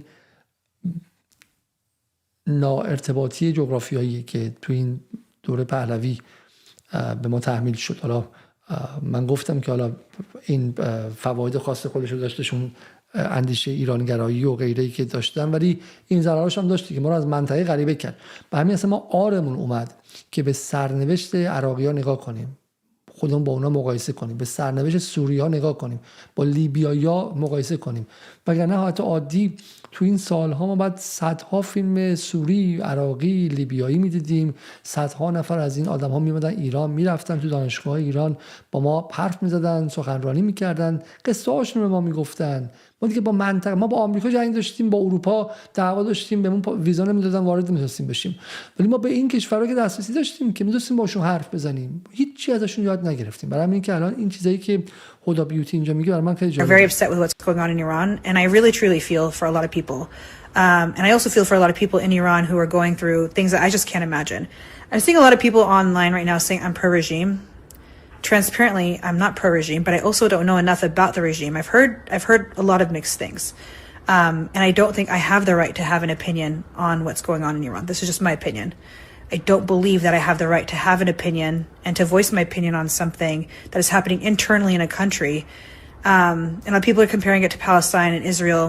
It's very different. There was a country oppressing another country. This is internal issues. As an Iraqi, we had internal issues. And we had America come save us. Guess what? 2.5 decades later, the country is in shambles. And America and Israel have never done anything good for the Middle East. And you have to wonder why they want to go into any country in the first place. You know, the U.S. coming in to help any Middle Eastern or Muslim country has never been a good situation for any of us. I had, you know, many family members go through some tough things. I had some family members die in terrible ways when America came and invaded Iraq. And I guess that's the thing that I really worry about right now is if America has an interest to go into Iran, who is going to pay the price of this regime change? You know? اگه آمریکا بخواد وارد ایران شه، چه کسی تاوان این تغییر حکومت رو میده؟ این بنده خدا با اینکه آرایشگره، شعورش از 99% جامعه روشنفکری ایران، از مدعی از عباس میلانی، حتی اون حالا واقعا بحث شعور نیست، بحثش منافع عظیمی که این سالها داشته و بر مسند استنفورد تکیه زده و غیره، ولی از بسیاری از ایرانی ها واقعا بیشتره. میگه آقا این رژیم چنج، این تغییر حکومت واقعا دفعه اولش نیستش. اگه دفعه اول بود باید میتونستی گول بخوری، دفعه دوم بود میتونستی گول بخوری، دفعه سوم بود میتونستی گول بخوری. وقتی که کم 10 بار تکرار شده دیگه به چی میخوای گول بخوری؟ I think we all want the best for every country. We all want the best for people. We don't want to see people oppressed. We don't want to see people living in really tough situations where they're embargoed. It's tough. I mean, I can't pretend like I understand that situation, but I hate hearing about it, and I feel for people when I hear about it. But regime change by the hand of America is a scary thing. That scares me. میگم من معلومه که نمیخوام مردم سرکوب شن، نمیخوام مردم زندگیشون سخت باشه، مشکلات داشته باشن، ولی کلمه رژیم چنج، این تغییر حکومت توسط آمریکا، کلمه وحشتناکیه برای من اینو میبینم وحشت میکنم. I don't know, you know, I have Afghani friends. I have Libyan friends. I don't know if anybody is feeling grateful to America for what they did. میگه من دوستای لیبیایی دارم، دوستای افغان دارم و نمیدونم هیچ کدومشون ممنون آمریکان برای این کاری که آمریکا کرده. اگه شما یه افغانی، یه لیبیایی، یه سوریایی دیدی که گفت آمریکا دمت گرم که اومدی این پدر سوخته طالبان رو، پدر سوخته قذافی رو، پدر سوخته صدام حسین رو برداشتی، دمت گرم، اصلا میارزید. هر کاری بعدش اتفاق افتاد میارزید. یک نفر رو شما پیدا کردید، من الان خودم میام اینجا و خواهان حمله آمریکا میشم. اصل ماجرا اینه. این یکی رو هم ببینیم. My mother celebrated the day that we got invaded in Iraq by the American government. She loved George W. Bush. میگه مادر من روزی که آمریکایی‌ها وارد ایران شدن، وارد عراق شدن، جشن گرفت. عاشق جورج دبلیو بوش. She loved Tony Blair because they got rid of Saddam Hussein. برای اینکه صدام حسین رو انداختن بیرون. But she didn't celebrate when she had to drag the body of her dead brother from my grandparents' driveway because the neighborhood got airstruck. ولی وقتی که مجبور شد که جنازه برادرش رو، این دایی من رو، از زیر آوار ساختمون بیاره چون آمریکایی‌ها اون ساختمون بمباران کردن، اون روز جشن نگرفت. That was never going to be airstruck. ساختمونی که هیچ وقت قرار نبود که بمباران شه. By the Americans because they've got ties with the Americans. Airstruck. Sure. My mother did not celebrate when the Americans bombed my school bus. My mother did not celebrate when we would go to school every day and she would say goodbye to us because she didn't know if we were going to come back. مادر من روزی که اتوبوس مدرسه ما بمباران شد جشن نگرفتش. هر روز که با من خداحافظی می‌کرد من نمی‌دونستم من برمیگردم از مدرسه یا نه، دیگه جشن نگرفت. She didn't celebrate that we didn't have a healthy home. She didn't celebrate that we had to be internally displaced in Iraq at least 11 times. از اینکه ما دیگه خونه‌ای نداشتیم و آواره بودیم. 11 بار در داخل عراق از اینجا به اونجا جابجا شدیم. internal displacement. از این نقطه به اون نقطه جابجا شدیم. In 6 years we cannot keep going to school because constantly political pressure and bombings and displacements are happening. She didn't celebrate any of that. She didn't celebrate when we had to leave Iraq at 2 a.m. because my dad's name ended up on a list. And she definitely did not. وقتی که 2 نصف شب مجبور شدیم که یک دفعه از عراق بزنیم بیرون چون اسم پدر من توی یک از این لیستای سیاه بود، لیستای سیاهی که هر گروهی برای خودش چاپ میکرد. مثلا همین ایران اگه فکر کنید که اتفاق بیفته سلطنت طلب تموم میشه، رضا پهلوی میاد، نه رضا پهلوی این گوشش میاد، بعد گوشه چه میدونم پهلویون اول با پهلویون دوم دعواشون میشه، بعد مجاهدین خلق اینور میاد، بعد گروه اونور میاد، اینا بعد با هم، بعد اینا لیست میدن که تو لیست پهلوی‌ها هستی، اون لیست میده تو لیست مجاهدین هستی، بعد شروع میکنن پرچ کردن، تصفیه کردن، کشتن و غیره. When she had to become a Kurdish refugee in Turkey under the UN's thumb. And she definitely did not celebrate when we finally arrived to Australia, to a Western country, and she faced Islamophobia and discrimination and bigotry and oppression like she's never seen before. و بعد از اینکه بعد از رفتیم توی ترکیه به عنوان کرد عراقی اونجا توی کمپ سازمان ملل بودیم اونجا جشن نگرفت. بعد از اینکه تازه رسیدیم استرالیا با سختی تازه فهمید که به قول معروف نگاه تحقیرآمیز این غربی‌ها تو استرالیا به ما چیه، اسلام ستیزیشون چیه. اسلام ستیزی یعنی اسلام نیستش، یعنی همین نگاه به کشورهای مسلمونه. این ایرانی‌ها فکر می‌کنن که اینا دچار اسلام ستیزی نخواهند شد، چنان بر سرشون خواهند اومد. خب تازه اون موقع فهمیدن. و این بحث خیلی خیلی ساده است که این روزها انجام نمیشه و کاش ای کسانی که دسترسی داشتن به این آدم‌های رفقاشون تو لیبی، سوریه و عراق ازشون و افغانستان ازشون می‌خواستن که بیان با ایرانی‌ها حرف بزنن. اگرچه من ایرانیانی که الان خشمگین و عصبانی هستم رو میگم واجد خود برتربینی، واجد نجات پرستی و همه چیز دیگه می‌بینم و به مغزشون نمیرسه.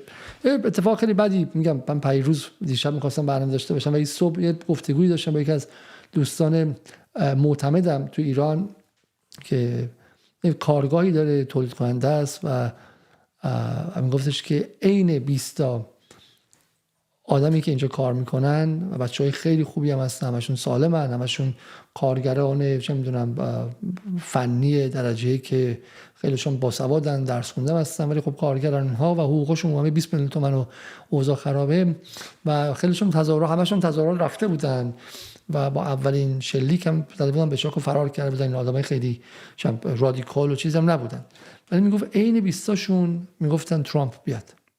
و من بهشون میگفتم که آقا ترامپ بیاد اینجا لوبی میشه، میگفتم بشه. میگفتم سوریه میشه، میگفتم بشه. میگفتم که آقا سرباز آمریکایی میاد مثلا چه میدونم زن بچه‌تون رو فلان میکنه، میگفتم بکنه، فقط خامنه‌ای بره، فقط خامنه‌ای بره.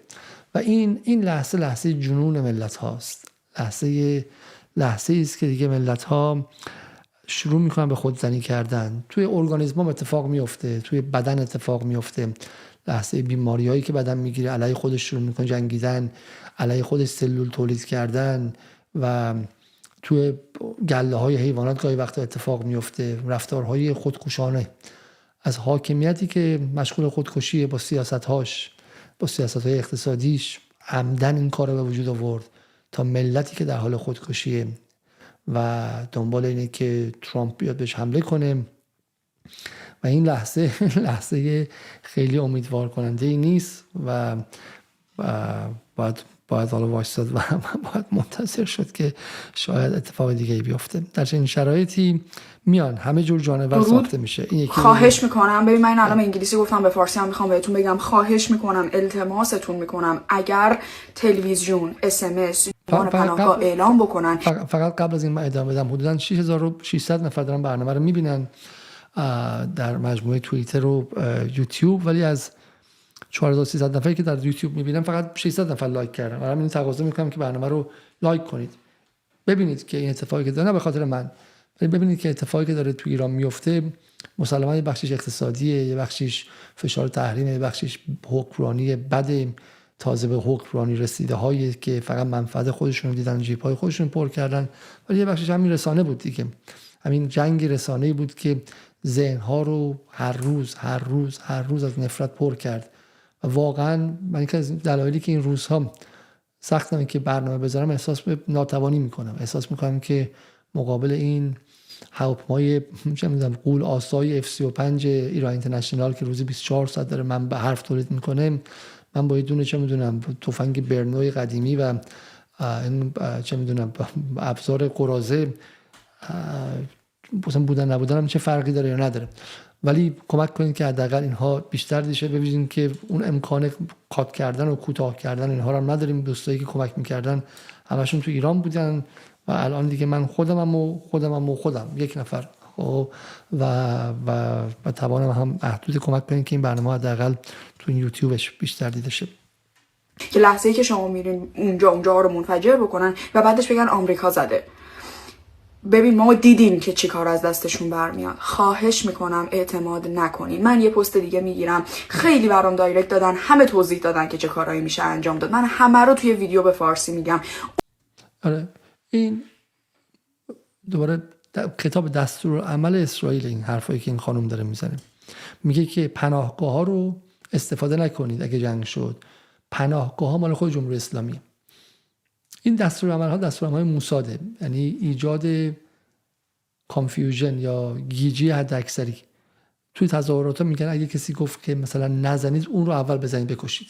اگه کسی اومد گفت آقا بسیجی رو نکشید، خب یا مثلا فلانی بسیجی نیست نزنید، اول اون رو بکشید. اگه جمهوری اسلامی گفت برین تو پناهگاه، نرید، پناهگاه رو خود جمهوری اسلامی میخواد منفجر کنه، کشته سازی کنه. و الانی که بالاخره اعتماد عمومی فرو ریخته، ممکنه سری هم بپذیرن این رو دیگه و بعد واقعا خودشون به باد بدن. این دختر با این قیافه معصوم خیلی راحت یا میتونه واسه موساد کار کنه یا کتاب دستورالعمل موساد جلوش گذاشته باشن. دستورالعمل موساده که میگه بیمارستان ها رو حماس داره به عنوان پناهگاه استفاده میکنه برای نیروهاش، داره به عنوان سپر انسانی استفاده میکنه، بس بیمارستان ها رو بزنید. مدرسه ها رو حماس داره استفاده میکنه، زیرش موشکه، پس مدارس بچه ها رو بزنید، خب همه رو بزنید چون زیرش یه چیزیه. مثل قصه های ساحرین در گذشته، آقا این آدم علیزاده نیستش، این جن در داخلشه، بکشیدش. خب این جن زده است، این شیطان درش حلول کرده، بکشیدش. خب این خانم داره میاد و یه سری ابله هم مثل اینکه اینفلوئنسر خیلی هم تو صفحه هستن، این کارو رو انجام بدین. فقط خواهش میکنم به این دولت اعتماد نکنید. دیدین با بچه‌مون به تو اعتماد کنیم. موفق باشیم در نابود کردن خودمون، در ویران کردن. خودت کجا هستی که میگی آدم‌ها اگه بمباران شد حتی پناهگاه هم نرن؟ کدوم کشور امنی ها؟ خودت کجا قرار داری؟ این یکی رو ببینیم. خبر خوب بدم به مردم. بچهای تو خیابون مسلحن. تو تاریخ ننویسیم به جوون رو تخت بیمارستان تیر خلاص زدن، بعد رفتن از 90 میلیون ایرانی به عنوان تروریست شکایت کردن، بعد دنیا خفت. اینفلوئنسر بازیگر رو هم استخدام میکنن که بیان هم به شما اسلحه بدن، بگن برید بزنید بکشید پاسخا بگیرید، بعدم بیان گریه کنن و یه نکته جالب بهتون نشون بدم اینجا. Iran's leadership is sending a very strong and defiant تو این شرایطی که مسیحای علی نژاد و جماعت همشون از هولوکاست در ایران میگن و تصویری که هست این که ایران بزرگترین کانسنتریشن کمپ یا اردوگاه مرگ اجباریه و همه دارن توش میمیرن، یک رسانه‌ای وارد ایران شده. الجزیره که اومد گفتن آقا الجزیره مال قطره و خودشون تروریستن و با حماس رابطه دارن. برای همین الجزیره رو کاورجش رو قبول نکردن. هرچی پوشش بی‌طرفانه الجزیره داد گفتن دروغ. حالا CNN اومده. CNN که دیگه مال عربا و مال قطریا و مال اخوان مسلمین نیستش که مال آقای تد ترنر، بخشی از استبلیشمنت و نظم قدرت خود آمریکاست. اومده اونجا نشون میده که آدم‌ها تو خیابون همشون از دار آویزون نیستن، دارن راه میرن رو دو تا پاشون، همشون تو کیسه نیستن. message to the United States and specifically, of course, to the Trump administration. And you could see it here on this gigantic poster on Revolution Square in San will reach. I think they're all collaborating with one another against the interest of the Iranian people. I don't think Trump. مثل آدم گفته آقا حمله نظامی آمریکا خطاست، به ما ضربه میزنه و اینها. از این مسیجینگ، از این پیام خوششون نیامده. دیکتاتوری رسانه‌ای در غرب آزاد. غرب آزاد همه باید بگن که ایران قبرستون اردوگاه مرگ اجباریه، یک نفر هم یه صدای متفاوت نده. حالا که CNN صداش یه خورده متفاوت بوده، ببین چه بلایی سرش آوردن. یک کمپین را انداختن که بگن آقا CNN دستش با جمهوری اسلامی توی کاسه است. آقای فردا فرحزاد میگه در حالی که هزاران نفر در ایران کشته شدن، خبرنگاران مستقل در زندان در حال پوسیدنن و گزارشگران خارج کشور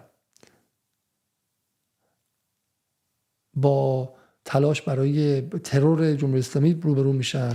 CNN یک بار دیگر یک خبرنگار به خیابان‌های تهران میفرسته که همون روایت رژیم رو بازتولید کنه و تکرار کنه. اینها به قول معروف صداهای واقعی مردم نیستن، اینها چیزایی که به صورت خیلی انتخابی انتخاب شدن تا اینکه صدای حکومت باشه. پرپنجه هم همینو میگه. I describe exactly how this would unfold.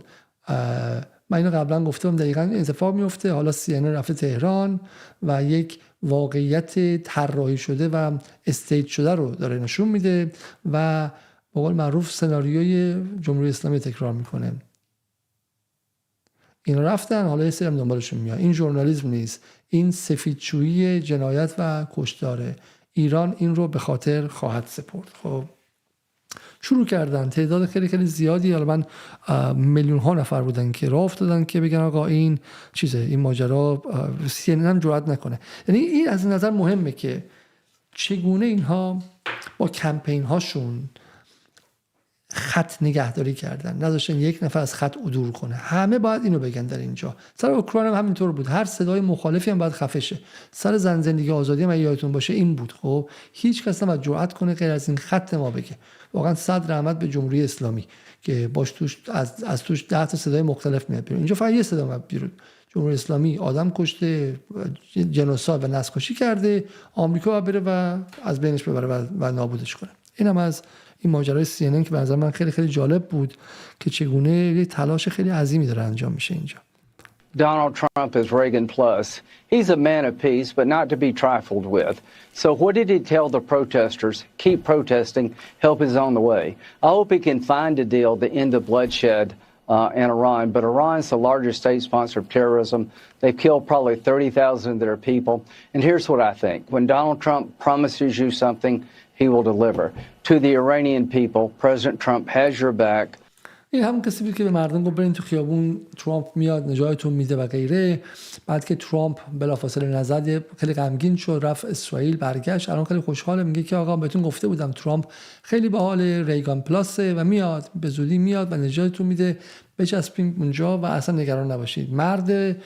مرد قولشه. از اون ور استیو بنان ببینید. The problem in Tehran is not our problem. The problem in Minneapolis is our problem. We need to deal with our problems. And still you go around the world picking. این نماد اون نیروی به قول معروف آیسولیشنیست مگاس یا اون بیس و پایگاه اجتماعی ترامپ که میگه آقا مسئله تهران به ما ربطی نداره. مثلا ما مینیاپولیس دعوای ما تو داخل اینجاست که باز یه زن دیگه رو یه پرستار دیگه رو کشتن و باز انفجار اجتماعی تو مینیاپولیس اتفاق افتاد. in response to what Netanyahu wants to do. The Israel First project can put on hold for a minute. Let Israel First deal with the Palestinian state that's been created by the Board of Peace in Gaza with این یکی از تئوریسین های مهم ترامپ. حالا خیلی معتقدن که فاشیست، آلت رایت، راست جدید، ملیگرای جدید. بعدم رفتش ایتالیا، اونجا هم دستگیرش کردن. با راست جدید اروپا نزدیکه، با ADF تو آلمان نزدیکه، با لوپن نزدیکه، با ملونی نزدیکه، با ویکتور اوربان توی مجارستان نزدیکه و این بالاخره ترامپ و اینا رفتن و کشف کردن، درسته؟ و الان بنان میگه آقا به تو ایران چه ربطی داره؟ این نکته مهمیه، چون اگه کسی میخواد واقعا تو آمریکا فعالیت کنه، این به نظر من خیلی مهمتر از چپان. بیس و پایگاه اجتماعی ترامپ رو هدف بگیرید. این صدای مهمیه. من خودم هفته پیش با مت گیتس، نماینده کنگره سابق آمریکا که یه شو به قول معروف پادکست معروفی داره، مصاحبه کردم. با اینکه خیلی راسته، ولی من فکر می‌کنم که با اینها الان حرف زدن موثرتره. اینها بدنشون میتونه این ماشین جنگی ترامپ رو متوقف کنه، چون ترامپ باید بدونه که اینها هستن که توی میدترم قراره بهش رأی بدن، قراره که به سناتورها و کنگرسمن‌های حزبش رأی بدن و اینا میتونن که حزبشو کله پاک کنن. خب این نقطه خیلی مهمیه. اگر کسی از ایرانیان ضد جنگ مقیم آمریکاست، استیو بنان رو دنبال کنید، ببینید که اون داره کجا رو میگه. استیو بنان، تاکر کارلسون، اینا کسایی هستن که شاید بتونن به ترامپ فشار بیارن. Since you mentioned Iran and Senator McCormick mentioned Iran as well, a lot of oil is still going from Iran to China. از این خارج چیم؟ بعد من بهش برخواهم گشت. خب عباس عراقچی دیروز یک پیامی داد و مقابل همین به قول معروف تهدیدهای آمریکا و گفتش که our brave armed forces are prepared، نیروهای مسلح ما آمادن و دستشون هم روی ماشه است و خواهند جنگید و غیره. The valuable lessons از اون درس هایی که در جنگ 12 روزه ما یاد گرفتیم، این دفعه خیلی سریعتر و خیلی قویتر و خیلی بهتر استفاده خواهیم کرد. همزمان هم ایران دنبال جنگ نیستش و حاضره که دیل کنه و غیره، هم حرفای همیشه که خب جالبه که یک بچه خائن تازه وارد شده به اسم شریفی زارچی از نیروهای مخلص ولایی سابق که الان خیلی توی این هفته ها به قول معروف مشغول بوده، اومده پایین گفته، میگه تو همین الان you already killed as many as nuclear bomb بود in a small city. میگه همین الان اندازه یک انفجار اتمی توی شهر کوچیک آدم کشتی و هنوز از صلح صحبت میکنیم. به عنوان یک پروفسور، به عنوان یک استاد دانشگاه ایران بهت میگم که من به همه میگم که هیچ گونه گفتگو و مذاکره و دیپلماسی با قاتلان انجام نده. قشنگ اینه که نگاه میکنه میگه پس تو هم اکانت تو فروختی به اسرائیل، واضحه. دیالوگ نمیخواد و دیپلماسی هم نمیخواد، میخواد تا ته بره. ماجرا چیه؟ ماجرا این که اسرائیل وقت نداره. اسرائیل میدونه که آمریکایی که در حال افوله وقت نیست. آمریکا 2 سال دیگه، نه 6 ماه دیگه ممکنه که تو کثافت خودش گیر کرده باشه و مجبور شه که عقب گرد کنه. درسته؟ مجبوره که اصلا از خاورمیانه کلا بزنه بیرون. وقت اندکه برای اسرائیل که بخواد کمک بگیره. اگر قراره که اسرائیل بیاد به کمک آمریکا، بیاد به کمک اسرائیل و ایران رو براش نابود کنه، الان وقتشه. درسته؟ الان وقتشه و فردا به قول معروف دیره. برای همینی که دارن هول میدن که حتی هیچ مذاکره هم نباشه، هر چه سریعتر بهتر، بجنگ و برو سمت حمله. میگم کتاب واضح، به صورت خیلی واضحی اسرائیلی. من چرا میگم که چرا وقت کمه؟ به این علت به شما میگم وقت کمه. من میتونم این رو پیداش کنم که مثل اینکه پیداش نکردم.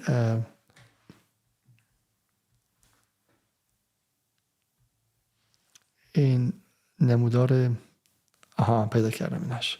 این نمودار برابری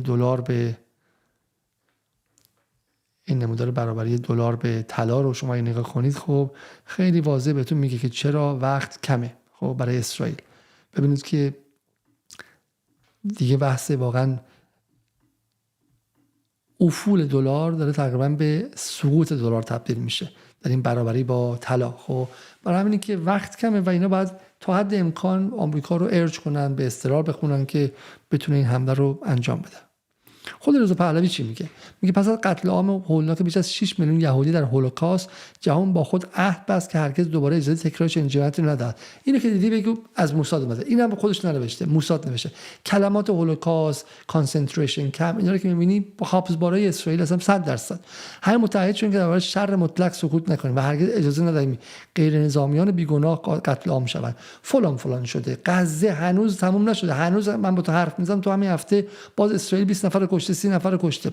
امروز دقیقاً همین اتفاق در ایران در حال رخ دادنه. جهان وظیفه اخلاقی داره که مفهوم هرگز دوباره را، اینو کلمات نتانیاهو، never again.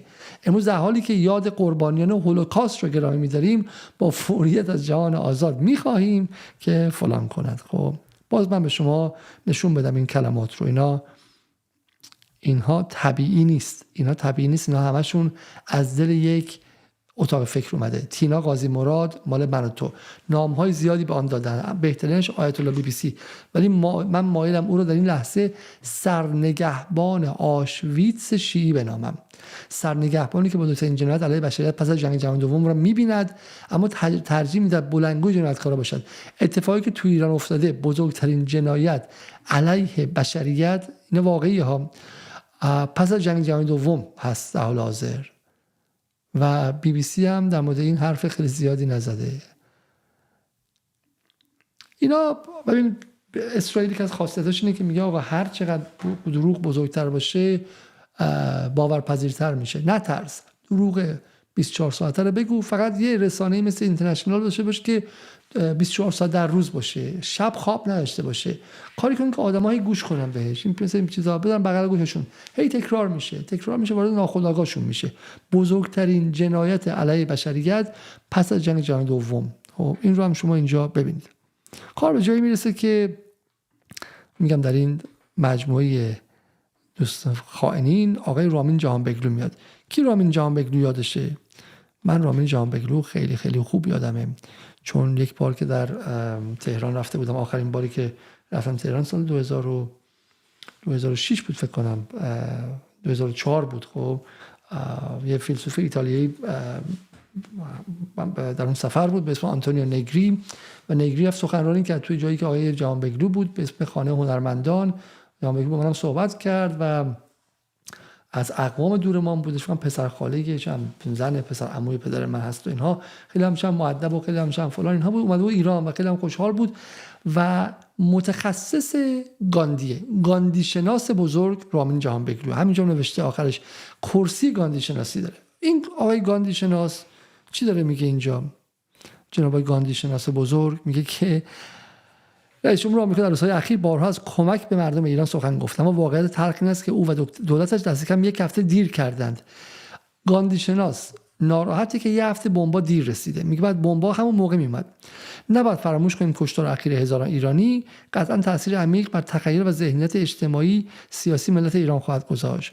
یکی از تاریک‌ترین صفحات دیپلماسی اروپا در قرن 20 سیاست مماشات چمبرلین در مقابل آلمان نازی بود و غیره. این هم شبیه اونه، یعنی الان جمهوری اسلامی نازیه و اینها هم باش مماشات میکنن. در ایران برخلاف بسیاری از نقاط جهان روزهای نخست سال نو با گزارش از جنایات علیه بشریت همراه بود و عده‌ای هم دارن به اتهام محاربه با خدا محاکمه و اعدام میشن. همچنین مقامات ایرانی متهم شدن که از شبه نظامیان نیابتی عراقی و خارجی استفاده کرده. حالا سندش کجاست، مستندش کجاست؟ یه دونه ویدیوی 30 ثانیه‌ای است که یه نفر عراقی گفته که ما از ایران دفاع میکنیم. همین. برخلاف اعتراضات پیشین، این اعتراضات اخیر از حمایت کاخسری و پارلمان اروپا برخوردار بودند. فریدریش مرز صدراعظم آلمان سرکوب خشونت‌آمیز را محکوم کرد و غیره. با این حال سفیر ایران در برلین احضار نشد. اگر ترامپ با وجود احضارات اخیرش مداخله نکند، ایرانیان این را به منزله یک رهاشدگی بزرگ تعبیر خواهند کرد. یعنی ایرانیان میگن آقا ما رو ول کردید، ای آمریکای پدر سوخته، تویی که تو چقدر بی‌معرفتی، تو افغانی‌ها رو از ما بیشتر دوست داشتی، لیبیایی‌ها، سوریایی‌ها رو از ما بیشتر، عراقی‌ها رو اونا، تو اونا رو ول نکردی ولی به ما نرسیدی. تو این تقسیم بمب‌هات به ما هیچی ندی. عجب بی‌شرفی هستی. حالا که اینجوری شد مرگ بر آمریکا، حالا که سر همه بمب ریختی، سر ما بمب نریختی. رامین جهانبگلو استاد کرسی، اینا دروغ، اینا شوخی من نیستش، استاد کرسی گاندی شناس طرف، خب گاندی شناس، وظیفش یک عمری صحبت از مبارزات بدون خشونت بوده. میومده BBC بالا منبر میرفته در مورد اینکه خشونت بده، سنگ توی جنبش سبز اگه دستتونه بندازین زمین، سنگ خطرناکه. خب سنگ خطرناکه. من آخرش به شما نشون بدم جایی که امضا کرده توی The writer is director Mahatma Gandhi Center for Non-Violence and Peace Studies OP Jindal Global University. اصلا باور نکردنی، یعنی ما وارد جهان تراژیک و کمدی شدیم. طرف رئیس مرکز گاندیست و تقاضای بمب افکن و بمباران میکنه. من چی بگم دیگه؟ ایناش از خودم در نمیرم، پایینشو بخونید. خب The writer is director Mahatma Gandhi Center for Non-Violence and Peace Studies، رئیس مرکز مهاتما گاندی برای مطالعات صلح و ضد خشونته. و میاد میگه که آقا بمباران کنید و دیر رسیده، بمبا دیر رسیده. بیام سر حالا آدمایی که مقدار دستشون بازتره و از اول این کارن. مراد ویسی از کارمندان سابق خبرگزاری فقط جمهوری اسلامی بوده، روزنامه‌های داخل کشور، میگه که دقیقاً مثل یهودیان که به حق هرگز هولوکاست رو فراموش نمی‌کنن، دقیقاً اون کلمه هولوکاست انگار دستورالعمل و بخشنامه اومده، آقا تو هر جمله‌ای هولوکاست استفاده کن. و به شدت به زیر سوال بردن آن حساس هستن. ما هم نباید اجازه دهیم کسی جرأت کند این کشتار را ذره مورد خدشه قرار دهد. کسی سوال کرد که آقا 6 میلیون نفر کشته شدن اینجا یا نه، بکشیدش. کسی خدشه وارد کنه. هر روز ما اطلاعات رو به شما میدیم، هر روز میگیم که چند میلیون نفر بودن. اگر کسی حرف دیگه ای زد بزنیدش. خب بزنیدش. اگر کسی گفت آقا مثلا به جای 47,000 نفری که الان داره ایران اینترنشنال میگه 43,000 نفر کشته شدن، خب خدشه وارد کرد، بزنید و بیچارهش کنید. عدد همونی که ما میگیم و غیر از اون مزدور جمهوری اسلامی هستی. حالا این رو هم چیز کرده، ریتوییت کرده. در بازدیدی که از اردوگاه آشویتس داشتم، سلول‌های نشان میدادن که چندین برابر بیش از ظرفیت اسیران اردوگاه در آن نگهداری میشدند. گزارش زندان اصفهان تداعی همان قضاوت است. آشویتس، آقا مردم ایران یهودیان آشویتسن و آشویتس رو چگونه میشه نجات داد؟ فقط و فقط بمباران آمریکا. این جالبه، میگه سرنوشت خامنه‌ای و مجتبی و مسعودش سرنوشت صدام است و قصی و اودعی. ترامپ بدتر از آنچه بوش سر صدام و پسرانش آورد بر سر خامنه‌ای و پسرانش خواهد آورد. این خیلی جالبه به نظر من، چون دیگه دسته اینجا روه دیگه. خب دسته اینجا روه. چرا روه؟ به این میگن politics of hatred، خب سیاست خشم و نفرت. الان همون کسایی گفتم کارخانه‌ای دوست من که کارگران میگن آقا مهم نیست چی میشه، زن و بچه ما رو بهشون تجاوز کنن، فقط خامنه‌ای بره. لحظه جنون. یعنی اینها با این رسانه ها، با این خبرهایی که پخش کردن، با این اتفاقی که در اینجا افتاد، با مجموعه خطاهای حکمرانی در این سالها، با این پمپاژ 24 ساعته که فلان مسئول شهرداری رشت ترتیب با جنابش رو داده، بعد پولا رو برده خارج، بعد بچه‌ش هم اونجوریه، بعد اون اسمش چی بودش، ساشا صبحانی که الان ما پدرش هم آورد اینجا نشون دادیم، خب چیز عجیبی هم نبوده. خب اون پولای کشور رو دزدیده و غیره هم توضیح دادش اینجا. این مجموعه 24 ساعت تزریق شده آدم‌ها رو تبدیل کرده به اون کسایی که فقط میخوان خون ببینن. اینجا حاضرن که خون خامنه‌ای، مجتبی و مسعود بریزه، خودشون هم بعداً بمیرن تو اون لحظه چیزه. در عمل اینطوری نیست، چون بالاخره تجربیات فیزیکی و بدنی هم از اولی بمب که بغل شما بخوره زمین شما آدم میشی. همونطور تو جنگ 12 روزه محلهایی که پهپاد خورده بود آدم شده بودن. اون محلهایی که دورتر بودن هنوز میگفتن که این ترامپ بیاد خامنه‌ای بره، ولی اون جایی که خودش پهپاد تق خورده بود و موج انفجار بهش خورده بود از این چرت و پرتا نمیگفت. برای همینه که این حرفا یه ماه دیگه، یه هفته دیگه دوام داره. اولین بمباران که شد آدم‌ها عقلشون سر جاشون میاد، چون چیزی در انسان هست به اسم غریزه بقا. غریزه بقا هورمون ها رو به کار میندازه، فلایت اند فایت، فرار یا چی به قول معروف فرار چی بهش میگن، فرار یا مبارزه، درسته؟ و اون میزان تستوسترون رو بالا میبره دیگه. این چرت و پرتای مراد ویس، ولی اون موقع دیگه اصلا مراد ویسی نیست که بخواد بهش گوش کنه نکنه. اون موقع ایران اینترنشنال نیست، یه خونه ویران شده است، دیش ماهواراش هم فرو ریخته و دیگه دیره واسه اینکه بفهمه که اشتباه کرده. الان هنوز وقت هست که جامعه ایران بفهمه که آقا پای صحبت این دلالان مرگ نرن. حالا جالبه چون نمیگه آخرش که آقا اگه واقعا سرنوشت خامنه‌ای و مجتبی شبیه صدام و قذافی بشه، بعد سرنوشت مردم ایران چی؟ مردم ایران سرنوشتشون شبیه عراق میشه دیگه. دقیقاً این مراد ویسی تایشو به شما نمیگه، چون میخواد روی اون نقطه اولش وایسه. خشمگینی؟ بیا اون لحظه ای که اومدن قذافی رو سر بریدن چه هلهله هایی میکردن.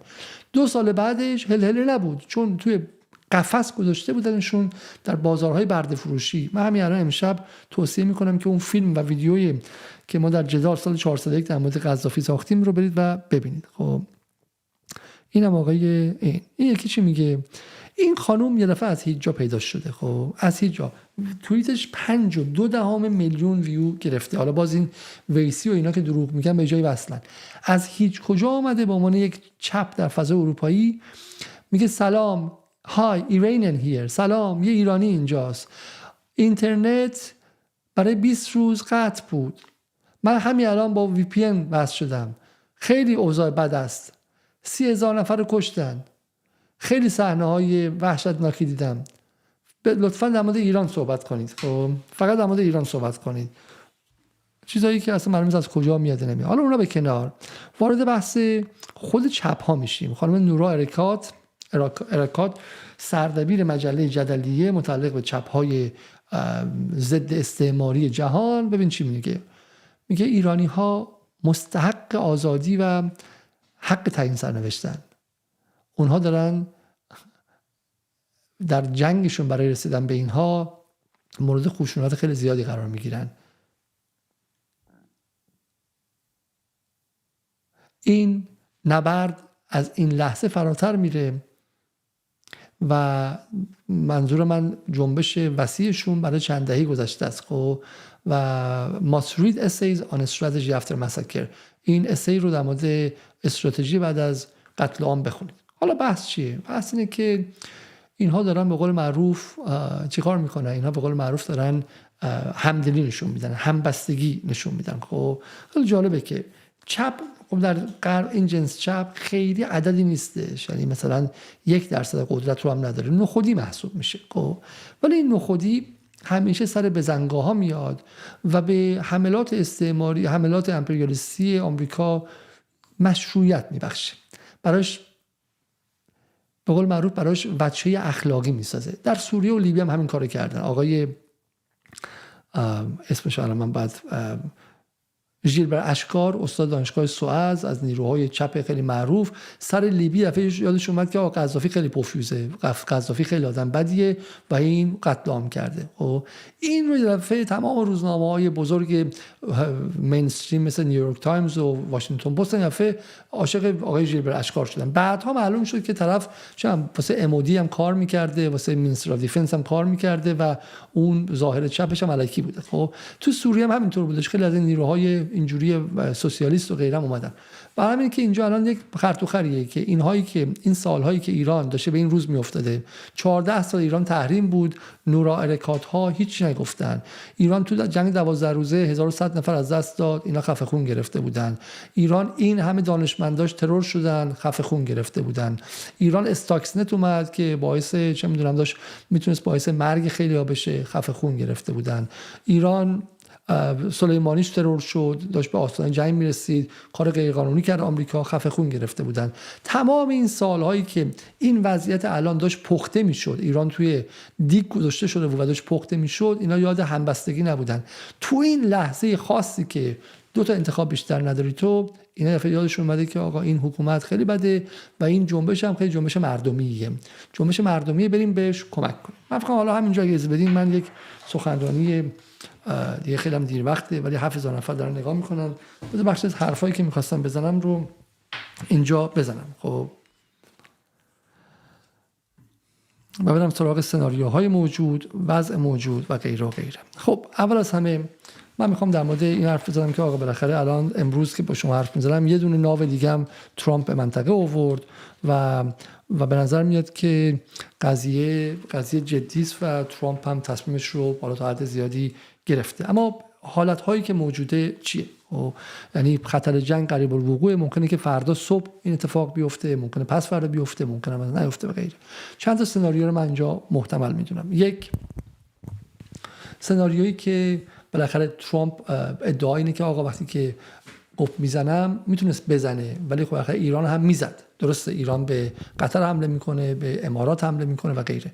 الان نیرویی که ترامپ وارد اینجا کرده برای اینه که بتونه مقابل حمله ایران هم بیسته. الان ایران میخواد موشک بزنه به سمت العدید، به سمت قطر، به سمت بحرین، به سمت اسرائیل و غیره. این نیرویی که آورده، این هواپیمایی که آورده، خیلیشون برای اینه که پهپادهای ایران رو خنثی کنن، برای اینکه موشک‌های ایران رو خنثی کنن و غیره. برای اینه که خودش رو آماده اسکلیشن کرده، ایران رو بزنه، ایران در جواب بزنه، این بتونه اون حمله رو خنثی کنه و بعد محکم‌تر بزنه بره بالا.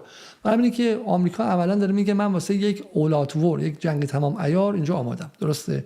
این به قول معروف این ناو دیگه اومد. حالا من اصلا جایی شنیدم که این ناو تا اینجا از نظر نیرو هوایی معادل چیزی است که برای جنگ عراق آورده بود سال 2003، اما نیرو دریایی و ناوهاش الان کمتر از جنگ 12 روز است. خب برای همین که هنوز فعلا حالا باید وایسا ببینیم که چقدر دیگه نیرو برمی داره میاره. نکته اول، چند تا آپشن داره اینجا. آپشن اول این که به قول معروف یه حرکت مثلا نمادین کنه، بیاد مثلا در ایران 4 تا جا رو بزنه، بگه اینا جایی بودن که مردم رو کشتن و غیره، و ایران هم باز جواب سفت و سخت بهش نده. الان باز عراقچی بلند شد رفت ترکیه، معلوم نیست که ترکیه رفتن الان چه معنایی داره، چون خواسته آمریکا از ایران خیلی خیلی واضحه.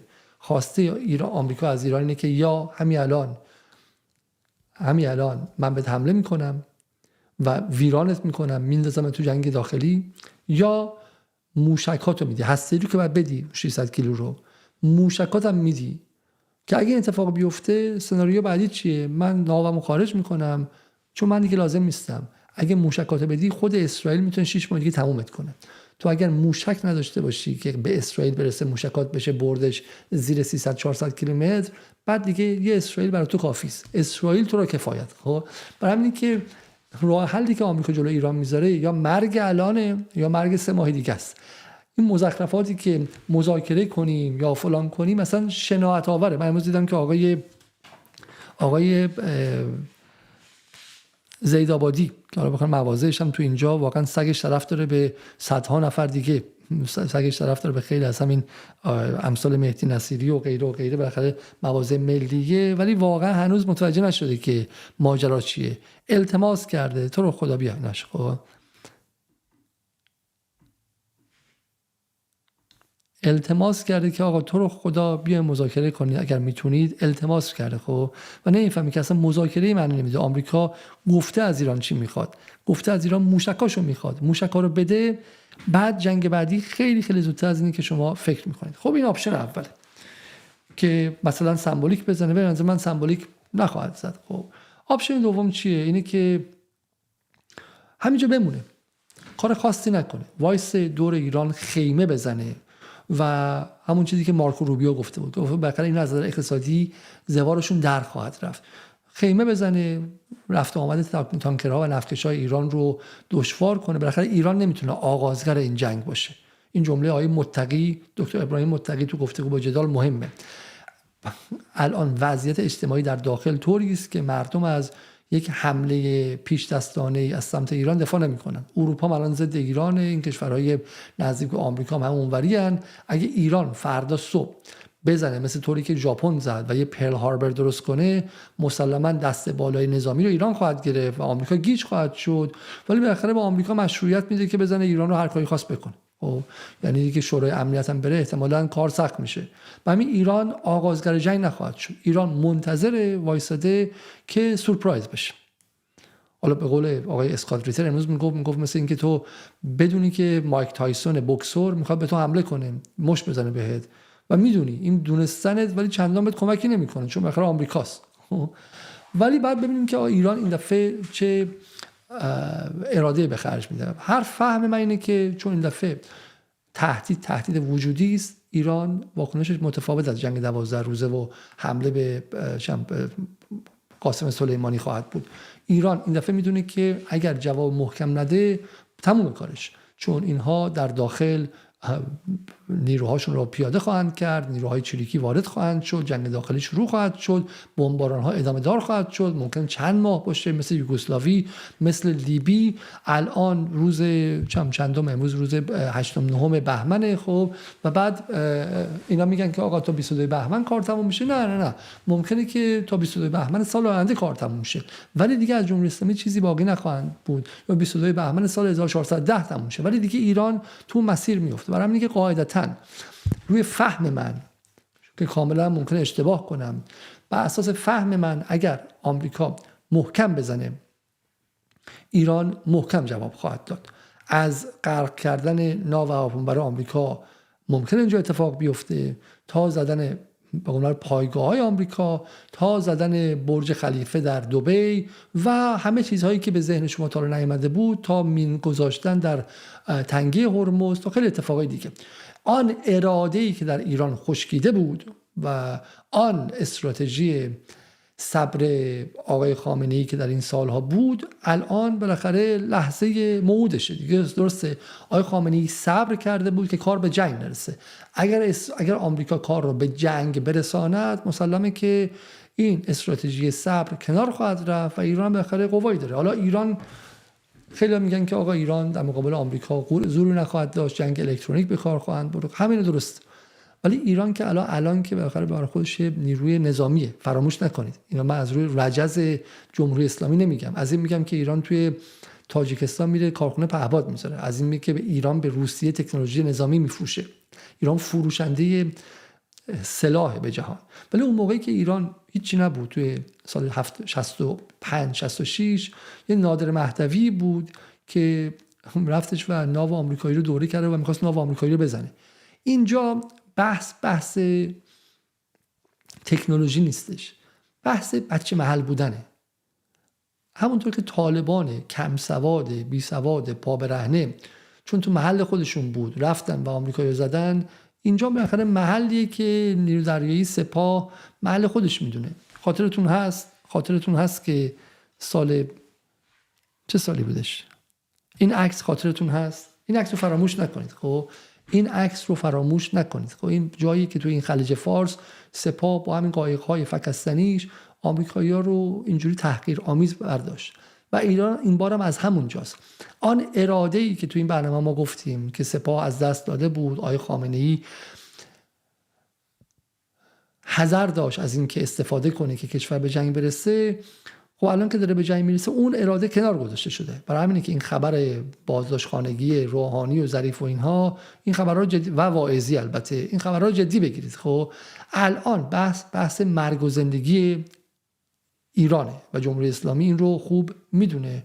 طرفم داره خیلی بدون رو درباسی میگه که نابودتون میکنیم، ایران رو نابود میکنیم. ولی جالب، من دیدم که ترامپ یه جایی که گفته بود نابود میکنیم، توی یکی از این صفحه ها پایینش دعوا شده بود که نه، منظور جمهوری اسلامیه، همین اکانتای سایبریشون، منظورش فقط خامنه ایه. ترامپ گفته بود که I will destroy ایران رو نابود میکنم. برای همین که به نظر من اینها کنار خواهد رفت و پاسخ ایران متفاوت خواهد بود. این فهم منه، حالا ممکنه اشتباه باشه. از نظر نظامی ایران توان داره نداره؟ داره، چون میگم نادر مهدویش هم داشت. و اون چیزی که من شنیدم این که ایران همین الان خودش رو برای جنگ دیسنترالایز یا جنگ مرکز گریز آماده کرده. یعنی بر این حساب سپاه چیده، اینم از منبع عجیبی نشون، از منابع انگلیسی شنیدم من، که رهبری رو بکشن، فرمانده سپاه رو بکشن، سپاه تهران ارتباطش با سپاه جای دیگه قطع شه. الان آماده کردن که هر سل یا هر سلول از سپاه به صورت مستقل عمل کنه. این آماده است. خب و همه رو بزنن، یه دفعه از یک سوراخی توی کوهی توی کرمان یک دریچه میره کنار، یه دونه موشک میاد و میخوره به وسط ناو آمریکایی یا جای دیگه. اینو نمیتونن جلوشو بگیرن، چون سپاه ایران شما ممکنه که خوشتون بیاد یا نیاد، سپاه ایران ممکن دستش الان به خون بچه برادر شما هم آلوده باشه یا نباشه، سپاه ایران ممکنه که از نظر اقتصادی هم جایی باشه که شما توش فساد دیده باشی یا ندیده باشی، ولی بدنه اصلی سپاه بدنه نیروی نظامی روح ایرانی است که در اون جنگ 8 ساله‌ای که ما یه دونه سیم خاردار بهمون نمیفروختن ساخته شده. سپاه ممکنه که یکی این ورش هم اون سیب ناسالم باشه، یکی اون ورش هم فاسد باشه، اما سپاه این موشک‌هایی که داره رو زمانی ساخت که هیچ کسی در جهان به ایران یک تک موشک نمیساخت. بریم فیلم جدال انگلیسی رو ببینید در مورد ایران چگونه ابرقدرت موشکی شد. قذافیش که به ایران 6 تا دونه موشک داد، برای ایران تکلیف کرد که وسطشو بزنی به کویت و به اینجا که من دلم خنک شه، و وسط کارم نیرو اون مهندسینشو برگردوند که تهرانی مقدم یکی از این موشک‌ها رو یواشکی برداشت و اجازه گرفت از تهران که من این مهندسی معکوس کنم. از دل این ساخته شده. این سپاه متخصص جنگ نامتقارنه، چون جنگ نامتقارن رو در تمام منطقه انجام داده. این سپاه دفعه اولش نیستش که این سپاه ارتش سعودی نیست که رو پول نفت ساخته شده باشه، ارتش امارات نیست و ارتش شاهنشاهی محمد رضا پهلوی هم نیستش، خب که توی دانشگاه دارتموس درس خونده باشه و دانشگاه آمریکا درس خونده باشه. این سپاه این درس رو وقتی خونده که برادر خودش رو مثل باقری که برادرش حسن رو اونجوری کشتن رو زانوی خودشون با نداشتن اولی ترین امکانات تو جنگ با عراق از دست دادن. این سپاه محصول تاریخ پررنج 5 دهه اینجاست و محصول عقده‌های تاریخی ماست. اینکه این کشور 2 بار تو این 100 سال اشغال سرزمینی شد، در طی جنگ اول جهانی و در طی جنگ جهانی دوم، و قراری که هیچ وقت این سومین بار نباشه. برای همینه که من فهمم اینه که آمریکا با چنین نیرویی در محل خودش نمیتونه بجنگه. این فهم منه. و به نظر من این محاسبه‌ای که ترامپ هم داره، اگر من مشاور ترامپ بودم که هرگز نی بودم، بهش میگفتم که آقا جمهوری اسلامی اتفاقا در لحظات جنگ قدرتش خیلی قدرت زیادیه، چون بدنش هم از مرگ هم نمیهراسه، واقعا نمیهراسه دیگه. بالاخره شما اینو بذارید که آقا تا دیروز نمیگفتین که اینا کله خرن، اینا ایدئولوژیکن، اینا فاندامنتالیستن، بنیادگران، اینا آخرالزمانی. خب اگه هستن که خب دیگه از مرگ نمیهراسن دیگه. نمیتونی بگی که آقا هم آخرالزمانی ان، همین که نه اینا بشن فرار میکنن. خب اینا با هم جور در نمیاد که. اگر اون چیزایی که شما در مورد ایدئولوژی میگفتین درست باشه، در مورد 20% هم درست باشه، یه دونهشون هم مونده وای میسته میاد بغل خلیج فارس با یه RPG میزنه شما رو، با یه قایق تندرو میاد نزدیک شما و خودشو منفجر میکنه، انتحاری میزنه. حتما خواهد کرد، اصلا شک نکنید. خب برای همینه که من نمیبینم که ترامپ با اون جنگ الکترونیکش، با همین سلاح‌های عجیبی که میگه الان خیلی همین قصه نحوه دستگیری مادورو رو دارن بزرگ میکنن و غیره، ولی به شما نمیگن که ونزوئلا ایران نیست. ونزوئلا یکی از مصرف کنندگان تکنولوژی نظامی ایران بود، ایران یکی از تولید کنندگانش، و جای دوری هم ندارید. به همون جنگ 12 روزه نگاه کنید. من هیچ وقت نمیگم که چون صدا و سیما و این و مرندی و غیره میگن ایران پیروز شده. اینا هیچ نشونه برای من نیستش. من ندیدم توی اسرائیل هم کجا زدن و اینها. من به رسانه کار ندارم. من به عقل خودم کار دارم. من قدرت ایران رو در این جنگ 12 روزه در این میبینم که چگونه یک دفعه همه فرماندهانش رفتن و زپرتی شد، ولی کامبک کرد. به قول فوتبالیا تونست برگرده. تاباوری ایران رو در این میبینم که بعد از 8 ساعت تونست برگرد رو پاش وایسه. یعنی همون گل اولیه رو به اون شکل مضحک و مفتضح خورد و فرماندهانش رو از دست داد، همین که تونست بعد از 8 ساعت برگرده فرمانده بشینه و شروع کنه شلیک کردن، و در نهایت در 12 روزم اون طرف بود که آتش بس رو اعلام کرد. این قدرت ایرانه و ترامپ هم قاعدتا باید بدونه این قدرت به خاطر جنگ داخلی در ایران، به خاطر جنگ اصلاح طلب اصولگرا، به خاطر شکم‌های گنده و سیری ناپذیر اولیگارشی نمیتونست این اراده خودش رو به منصه ظهور برسونه. اما الان این اراده مجبور شده بیاد بیرون. و یکی دیگه از مشکلات این اراده این بود که حکومت همیشه میترسید از اینکه جامعه باش همراهی نکنه. الان جامعه اینقدر دور شده از حکومت که دیگه یک امر تعیین کننده نیست، یک عامل تعیین کننده نیست. زمانی که شما نگران بودی جامعه با من قهر نکنه، نگه من آغازگر جنگ بودم تو انتخابات بعدی نه، الان جامعه آقای خامنه‌ای رو قاتل میدونه بخش زیادیش و سپاه رو هم معتقده که همدستی کرده، اصلا دیگه رفته جا دیگه. الان فضا اینقدر دو قطبی است که دیگه اصلا دیگه این محاسبات برای تهران مهم نیستش. الان من فکر می‌کنم شب به شب آقای خامنه‌ای غسل شهادت میکنه میره میخوابه، سپاه هم منتظره که آقا اونا بمباران شنه بخششون، ولی یه دونه سلول دیگه، یه دونه قرارگاه دیگه، یه جای دیگه بیاد و مستقل کارش رو انجام بده. همینطور متحدان ایران، انصارالله میدونه که بعد از رفتن ایران انصاراللهی وجود نداره، برای همین انصارالله هم اگر آمریکا به ایران حمله تمام عیار کنه هر چیز دارد و ندارد را در چنته خواهد گذاشت.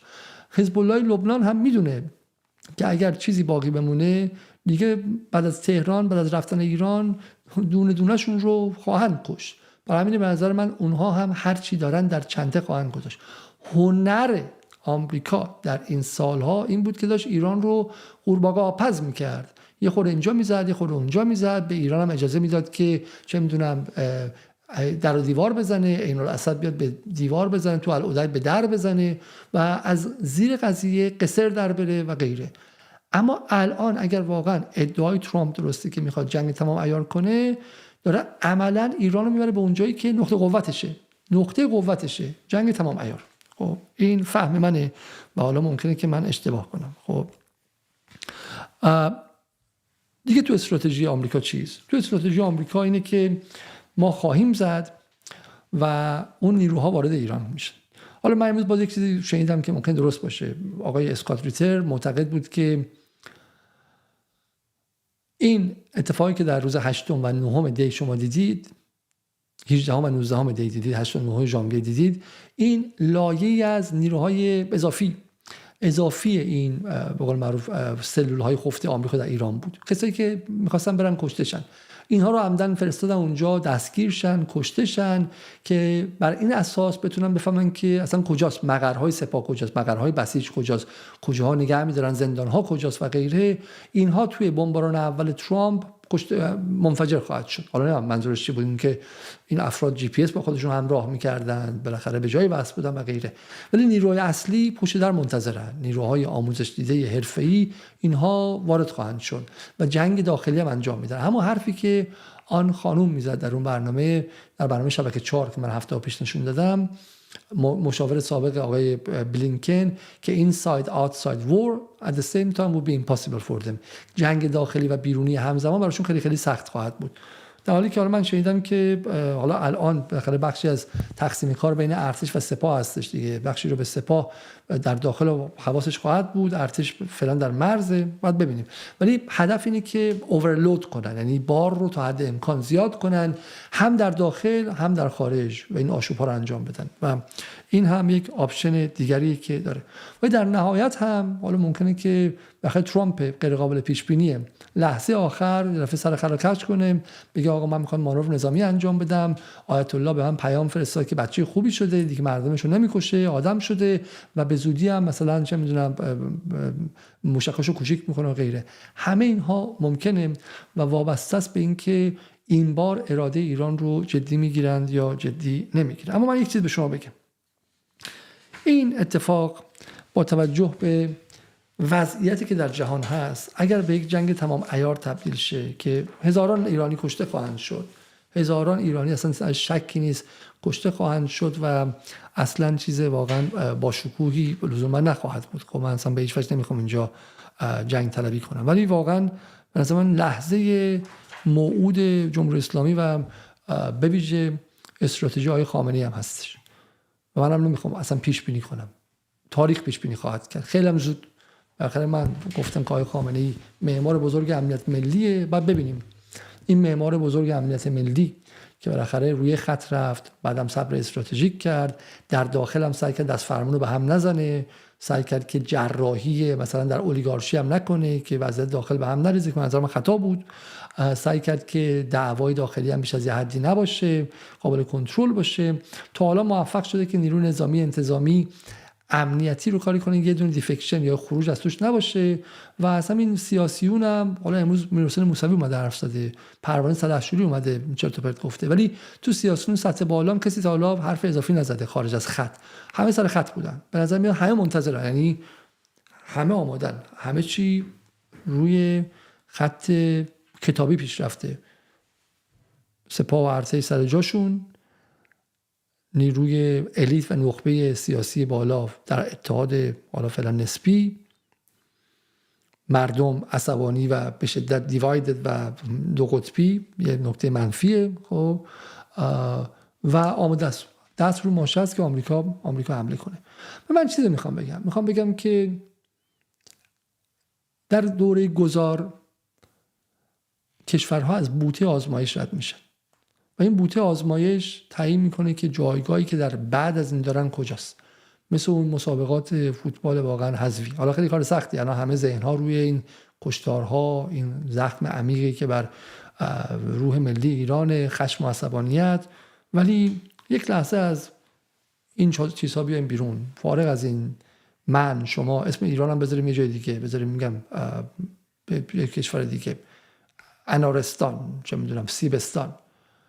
این سیبستان، این کشور که به قول معروف، حالا من میخوام دیگه خیلی اینجا هیگلی حرف بزنم، از انقلاب هم استفاده کرد به عنوان یک مکر تاریخ برای اینکه بتونه اون روح ملی خودش رو که سرکوب شده بود و برای خودش تو این منطقه یک جایگاهی در نظر گرفته و بیاره بالا و احضار میکرد که آقا من حقم اینه که قدرت منطقه‌ای باشم، حقم اینه که اینجا برده کسی نباشم. این روح ملی این خط رو هم رفت، از اسلام استفاده کرد، از شیعه استفاده کرد، از این چیزها استفاده کرد، اما در نهایت حرف ایرانه دیگه، خیلی خیلی واضحه که خط ایران بودش. خب حالا رسیده به این نقطه و بعد ببینیم که آیا الان تو این هماوردی با آمریکا میتونه پیروز شه یا اینکه نه. اگر ایران از این هماوردی شکست نخوره و نابود نشه، لازم است ایران پیروز شه. اگر در این هماوردی نابود نشه، به نظر من ایران قدرت منطقه‌ای خواهد شد. این حرف من برای شما مسخره است، اما من شما رو عودت میدم، ارجاع میدم به روسیه سال 2022. روسیه سال 2022 کشوری بود با مشکلات فراوان، 24 ساعته توی فضای انگلیس در مورد اون ماجرای کجا بود خدای من، ساندرلند بود، اون که با نویچاک یک نفر رو کشته بودش، جاسوس رو کشته بود. اینور اون نیروی مخالفشون کی بود، نرگس محمدیشون، اون رو چه میدونم ناوالنی بودش. یک کشوری با مشکلات اقتصادی فراوان، فساد دستگاهی، اولیگارشایی که توی انگلیس میمدن چه میدونم اونجوری اعیانی کشتی 500 میلیون دلاری و اینا میخریدن و غیره. و بعد رفت روسیه وارد جنگ اوکراین شد، جنگی که همه فکر کردن له و لوردش خواهند کرد، اقتصادش فرو خواهد باشید، مهاجرت درش اتفاق میفته، فرار خواهند کرد نخبگانش. و روسیه محکم ایستاد، هزینه هم داد، صدها هزار نفر از جوانانش هم کشته شدن و کشور رو هم سفت و سخت چسب گرفت، محکم کرد و محبوبیت پوتین هم بالاتر رفت و از دل اون یک ابرقدرت شد. پوتین، روسیه هیچ وقت قبل از سال 2022 به عنوان قدرت جهانی در نظر گرفته نمیشد. یه قدرت نظامیه که فقط نظامی بود و از نظرهای دیگه قراضه بود. هیچ وقت حرفش به عنوان یک نیروی جهانی در نظر گرفته نمیشد و الان یکی از 3 قدرت جهانی شد روسیه. از دل این آزمایش پیروز بیرون اومد و الان به نظر من این اتفاقی که داره واسه ایران میفته، اگر به جنگ تمام عیار بیفته، یا ایران نابود میشه و نشون میده که این بیدار شدن از پس از انقلاب، این احیای روح ملی، این چه میدونم جنگ‌هایی که ایران با عراق کرد، بعد تو منطقه رفتش، هزینه‌ای که به مردم تحمیل شد، این بیدار شدن بلند پروازی ملی با پروژه هسته‌ای و هیچ بوده و اصلا یه اتلاف بوده و اصلا تاب‌آوری حکومت هم خیلی کم بوده، همش شعار بوده و همش ببر کاغذی بوده. یا اینکه نه، واقعا اینها ارگانیک بوده و خیلی بیشتر از آن بوده که این آقایون در غرب تصور کردن و این غربگرای ایران تصور کردن. اون جمله ظریف یادتونه، آمریکا اگه بخواد که 24 ساعته نیروی نظامی ایران رو نابود میکنه.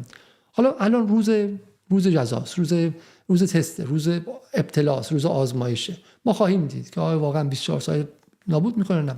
من فهمم اینه که نمیکنه. من فهمم اینه که قدرت نظامی ایران از دل 4 دهه مبارزه اومده، برخلاف ظریف که یک آدم مفتخوری بوده که با پول مردم ایران توی نیویورک از این کافه به اون کافه میرفته.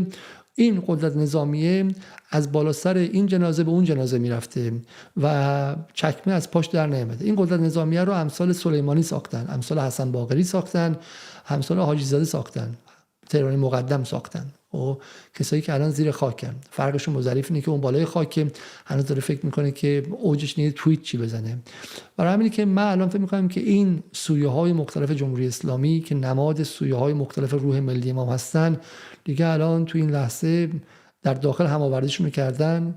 آقای خامنه‌ای فکر میکنم که همیشه سعی میکنه که این بالانس انجام شه که جامعه به هم نخوره، جامعه به قول معروف یه 88 دیگه از توش بیرون نیاد. الان میدونی که لحظه این بازی ها نیست، لحظه این به قول معروف بالانس ها و توازنگری ها نیستش، لحظه جنگه، لحظه عدم یا بقاست. برای همینه که ظریف ها رو خفه کرده، باقی مانده حاجی زاده ها رو بهشون میدان داده که بیان بیرون و برای جنگ نهایی آماده باشن و این جنگ نهایی است.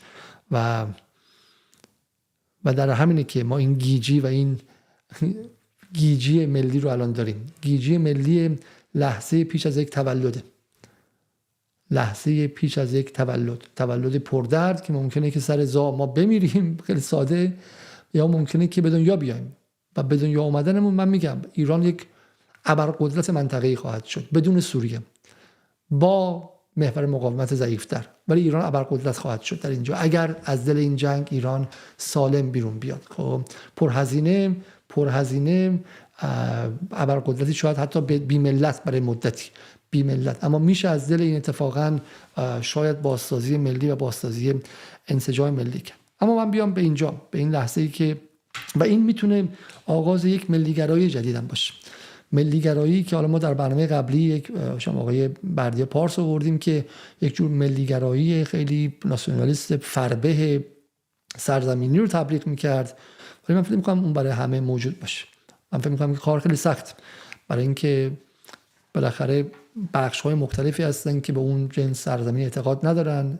خیلی معتقدن ما وقتی که 1 متر زمین تو اینجا نداریم چگونه میتونیم به خاک اینجا احترام بذاریم. من تو همون 401 خانواده‌ای بودن، بچه‌ای بودن که مثلا با بابای 60 ساله معلممون 1 متر زمین اینجا رو صاحب نیستش، چطوری می‌خوایم، چرا باید واسه خاک این کشور خودمون نابود کنیم؟ یا یه چیز خیلی جالب‌تر شنیدم که یه نفر میگه من معلم کنکورم و یکی از شاگردان گفتن که تو می‌خوای آخه این خاک از بین بره، تجزیه شه ایران. گفت آقا چی میگی؟ من کعبه آمالم اینه که درس بخونم، تو کنکور دانشگاه خوب برم، بلافاصله پذیرش بگیرم، از خود مادرم بکنم برم تجزیه خانوادگی بشم، برم یه جای دیگه، مهاجر شم یه جای دیگه.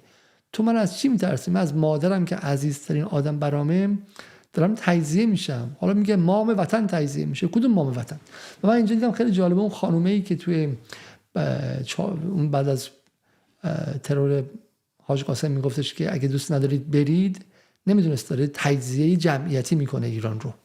اون پوفیوزهایی که تو این سالها بخش‌های مختلف جامعه ایران رو رنجوندن، اون بازجوهای اطلاعات سپاه و اطلاعاتی که هر کسی یه خورده به مذاقشون خوش نیامد گفتن که هری از اینجا برید. خب آدم‌ها رو فرستادن برن، نمیدونستن دارن جامعه ایران تجزیه میکنن و تجزیه اجتماعی مقدمه تجزیه سرزمینیه. خب هر کسی، این 6 میلیون ایرانی که رفتن و اینجوری خیلی بعضیشون تو خیابون میان میگن که ترامپ ما رو بزن، حتی همشون نیستن، من معتقدم که اکثریت ایرانی‌های مقیم خارج 6 میلیونن که تو خیابون میادن که تمام اروپا پر میشد. اینا همشون رو هم دیگه به 50,000 به 100,000 نفر نمیرسن از 6 میلیون نفر. این اکثریت خاموشن. خب ولی اینها تجزیه شدن، از خانواده‌هاشون جدا شدن، جدایی تجربه کردن، عادی شده براشون، عادی شده. برای همینه که کسی که جدایی از خانواده بنیان جامعه است و تو وقتی خانواده رو تجزیه کردی آقای جمهوری اسلامی، بعد توقع می‌داشتی که بخشی از جامعه دیگه چه میدونم از تجزیه هم نترسن. و این خطای تو بوده آقای جمهوری اسلامی. خب خطای تو، خطای نیرو امنیتیت بوده، خطای کسایی بوده که برای حکمرانی آسان و شلبغز آسان‌ترین راه رو انتخاب کردن، حذف، بیرون انداختن از کشور و غیره و غیره. ولی با این حال من معتقدم که یک جور ملیگرایی جدید میتونه بیاد از این تجربه ترس مشترک ما از ویرانی، از اینکه ما با هر عقبه‌ای من که حالا به قول معروف علیزاده موازم چه میدونم اینجوریه، شمایی که تا دیروز اصلا مخالف سرسخت جمهوری اسلامی بودی ولی الان ترسیدی از این حج خشونت، ترسیدی از بمب آمریکا، ترسیدی. اون یکی که قبلا سلطنت طلب بوده ولی الان فهمیدی که رضا پهلوی اون جن سلطنت طلب نیست، اون که چپ چه میدونم زندان کشیده ساواک بوده. و ما هممون میتونیم حول این تجربه امروز برای حفظ ایران جمع شیم فارغ از عقبه هامون و این میتونه ملیگرایی جدید هم شکل بده تو این لحظه تولد. برای همینه که من فقط الان میگم فقط سیاهی نمیبینم، اینم میبینم. یه نکته دیگه میخوام بگم، نکته که میخوام بگم به کسانی است که این وسط صبح میان و میرن اخبار میبینن که جمهوری اسلامی این کش اون کش اینا، بعد الان تمام چیزا یادشون اومده، میگن آقا سال 67 هم جمهوری اسلامی 4000 نفر کشت، اونجام کشت، تمام بدیهای جمهوری اسلامی تمام این سالها یادشون میاد. خب و بگن نه اخ من بهش دست نمیزنم. خب واقعیت اینه که وضعیت بسیار پیچیده است. برای من شهروند ایرانی، از اروپایی‌ها نه، اروپایی‌ها و آمریکایی‌ها بالاخره با دولت خودشون دارن سر کار دارن، یه خورده بیشعور نباشن میفهمن که وضعیت پیچیده نیست براشون. سوال اینه که آقا دولتشون نباید بره سر کشور دیگه بمب بفرسته، به همین سادگی. اینا کار خیلی آسان‌تر که اسرائیل بود که از دولتشون بخوان که آقا کمک نکن که اسرائیل بمب بزنه، نداشتن انجام بدن. کار ساده‌ای بود. به اسرائیل نمیخواستن برن اسرائیل بمباران کنن که به فلسطین حمله نکنه، کافی بود که به اسرائیل دیگه بمب ندن سر بچهای غزه بریزه، اون انجام ندادن. حالا بخوان از دولتشون بخوان که به یک کشور دیگر رو بزنه بر اساس مستنداتی که ناموجوده تا اینجا. این که نه برای غربی‌ها نه، ولی واسه من ایرانی نه. بالاخره من از دیدن جنازه بچهای مردم قلبم حسم فلج میشه. درسته همه ما بالاخره، اگر من اینجا میخوام 3 قسمت کنم، اونایی که حامی سرسخت جمهوری اسلامی ان که اصلا این برنامه به درشون نمیخوره، اونا معتقدن این حکومت امام زمانه، یک لکه سیام توش نیست، اصلا درجه یکه. خب هر کم کشته سری تروریست بودن و الان مظلومه، جای جلاد و شهید رو عوض نکنیم، مظلوم جمهوری اسلامی. خب تقصیر مردمه. اونایی هم که ضد جمهوری اسلامی ان تا ته معتقدن که اصلا این حکومت به هر دلیلی اصلا از اولش خراب بوده فلان، اونام نه. من با این خاکستریای وسط که صبح میرن توی تایملاین میبینن که آقا این بچه 12 ساله رو واسه چی کشتن، خب اینو واسه چی زدن، از اون بالا چرا تیر زدن، تو اونجا چرا اینجوری کردن، اینو چرا زدن، برای چی، برای علی انصاری فلان پر عصبانیت میشه. بعد میاد اینجا میگه که ترامپ هم داره میاد، نتانیاهو هم داره این حرفا میزنه و همینجوری گیج میزنه، سیالان داره. من دارم میگم وضعیت بسیار پیچیده است. تو این برنامه‌های ما هم دیدین که وضعیت پیچیده است. ما یه برنامه میام در مورد واقعا خطاهای اینجا حرف میزنیم، در مورد خطاهای جمهوری اسلامی حرف میزنیم، یه برنامه دیگه میام باز در مورد وضعیت غرب آدمخوار حرف میزنیم. وضعیت هم عجیبه، خیلی پیچیده نیستش. مردم رو فقیر کردی، ازشون کندی برای اینکه از بالایا نکنی، به نفع اغنیا از فقرا دزدی کردی. فشار تحریم بوده ولی همه فشار تحریم رو منتقل کردی به فقرا، بالایی‌ها فربهتر شدن، اختلاف طبقاتی هم بیشتر شده. حالا یه کیسه برنج هم میخوای به مردمت ندی، اینجا که میشه یادت میفته بعد جراحی اقتصادی کنی. مردم تو خیابون اومدن داد زدن و حالا تو میگی که اونجا نفوذ شده بهشون، اونا میگن حالا نفوذ غیر نفوذ شلیک شده، 3000 نفرم کشته شدن. اصلا قصه دردناکیه در همه جای تاریخ و در تاریخ ما. ولی بحث اینه که خروجی تو این لحظه تاریخ بی‌نهایت نیست. یعنی من الان میتونم برای شما 1000 تا منظر بیارم در مورد فساد اقتصادی جمهوری اسلامی که از شما بیشتر میدونم، فساد قضایی، ناکارآمدی‌ها، شلمغزی‌ها. همین صدا سیما رو ببینید، صدا سیما از سال 95 تا حالا وقت داشته مقابل اینترنشنال و من و تو خودشو تقویت کنه. الان شما ببین از سال 88 سفیه‌تر و احمق‌تره. احمقه، کسی صداشو نمیخره غیر از حامیان سرسخت حاکمیت. یک دونه آدم خاکستری نمیتونه باور کنه. اصلا مثال ساده، موزیکی که رو ویدیو میذاره نشانه بلاهته، نشانه حماقته. خب تمام. خب این 1000 تا دلیل داره شما الان عصبانی باشی که آقا این حکومت چه میدونم حتی یه دونه سند رو نتونست درست به من نشون بده. خب ولی انتخاب بی نهایت نیست. در این لحظه انتخاب تو یا اینه که یا با ایرانی یا با آمریکایی، راه سوم نداره. الان تو باید انتخاب کنی با ایرانی، چون جمهوری اسلامی الان با ایران یکیه. جمهوری اسلامی اینجاست، این بچه است که اینجا جمهوری اسلامی اون پشت، بچه ایران جلوشه. خب تو بخوای جمهوری اسلامی بزنی، بچه سرش قطع میشه، ایران سرش قطع میشه، آدمی که جلوش سرش قطع میشه. الان چه بخوای چه نخوای جمهوری اسلامی و ایران یکی هستن. من نمیخوام وارد چیزای دیگه شم. خب برای آدم خاکستری باید انتخاب کنه تو این لحظه با ایران است یا با آمریکاست. آیا دوست دارد که ایران بمباران شه یا بمباران نشه؟ راه سوم نداره. من با یکی حرف زدم، میگه که استاد دانشگاه هستش، خیلی هم ده‌ها کتاب درباره ادوارد سعید و فانون و ضد استعمار و غیره درس میده تو دانشگاه‌های غرب. خب و میگه که من از جمهوری اسلامی منزجرم، این حکومت جنایت‌های بسیاری کرده است. خب میگه اوکی، اینا چرت و پرته. تو بس عاشق، تو الان علاقه‌مند به بمباران ایران توسط آمریکا هستید با اسرائیل. خب تموم، برای من دیگه بازی اخلاقی نکن. الان ما بازی اخلاقی نداریم توی وضعیت به صورت بیمارگونه‌ای رئالیستی است. وضعیت اخلاقی نیست، وضعیت واقع گرایانه است. تو یا خواهان بمباران ایرانی یا خواهان بمباران ایران نیستی، خواهان هستی که ایران سالم بمونه. برای همین توی قلب تو باید نگاه کنی. آخرش هم خیلی پیچیده نیستش. هر چی عقده داری باید بتونی عقده‌هات رو ساسپند کنی و بتونی تعلیق کنی.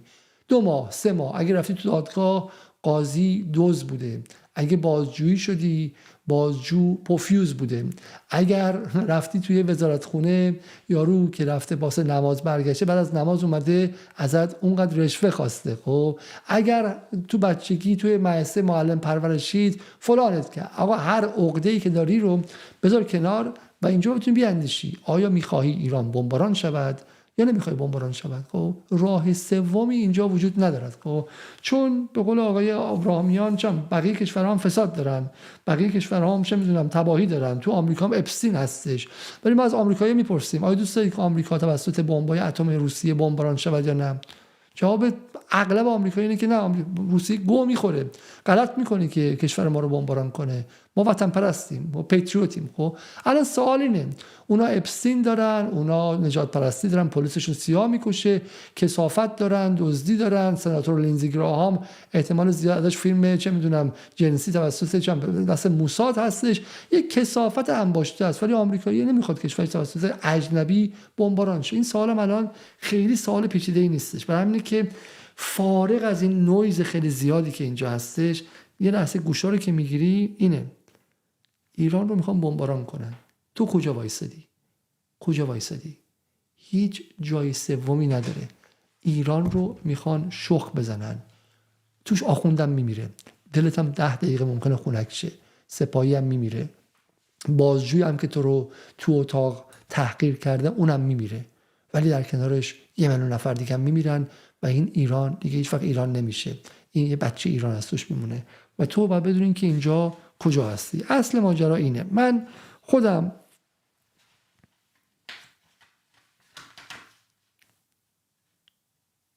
این رو که یاد گرفتم، خود من این رو در سال 2003 یاد گرفتم. خب که وقتی که رفتم توی تظاهرات ضد جنگ گفتم اینو بارها، بازم تکرار میکنم. کسی مثلا سامی رمضان، یک عراقی، اومد پشت اونجا سخنرانی کرد و گفتش که چه میدونم علیه جنگ و اینها.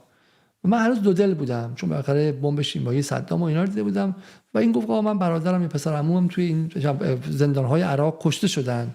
و من تعجب کردم کسی که برادرش پسر عموش کشته میشه چطور میتونه نخواد که به صدام حمله کنن. خب و تو ذهن من موند و بعد هر روز که خبرهای کشتارها در عراق دیدم، هر روز به این جمله سامی رمضان فکر کردم. خب و الان هم باید عده‌ای فکر کنن و عده‌ای باید سینه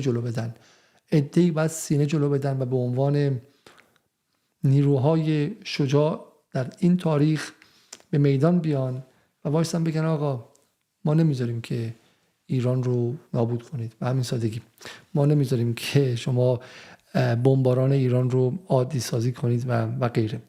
اگرچه حالا میگم من بالا به رغم این سال 2003 بود دیگه و این همه چیزایی که شما از من این سالها شنیدید محصول همین بود. من تمام کارویژم توی ایران همه این سالها که همه تهمت خوردم، تو خیابون رفتم یه آقای ایرانی که اونجا داشت زمین تمیز میکرد گفت چقدر پول میگیری از جمهوری اسلامی؟ گفتم یعنی حتی من نتونستم از اعتبار خودم و از آبروی خودم توی این سالها دفاع کنم و و الان هم حتی اعضای خانواده اولم نه اعضای خانواده دوم خودم نمیتونم تو ایران راضی کنم که آقا بمباران خواه نباشن. خب یعنی واقعا وضعیت دردناکه که من نزدیک 10 سال فقط داد زدم که آقا ایران رو میخوان سوریه کنن.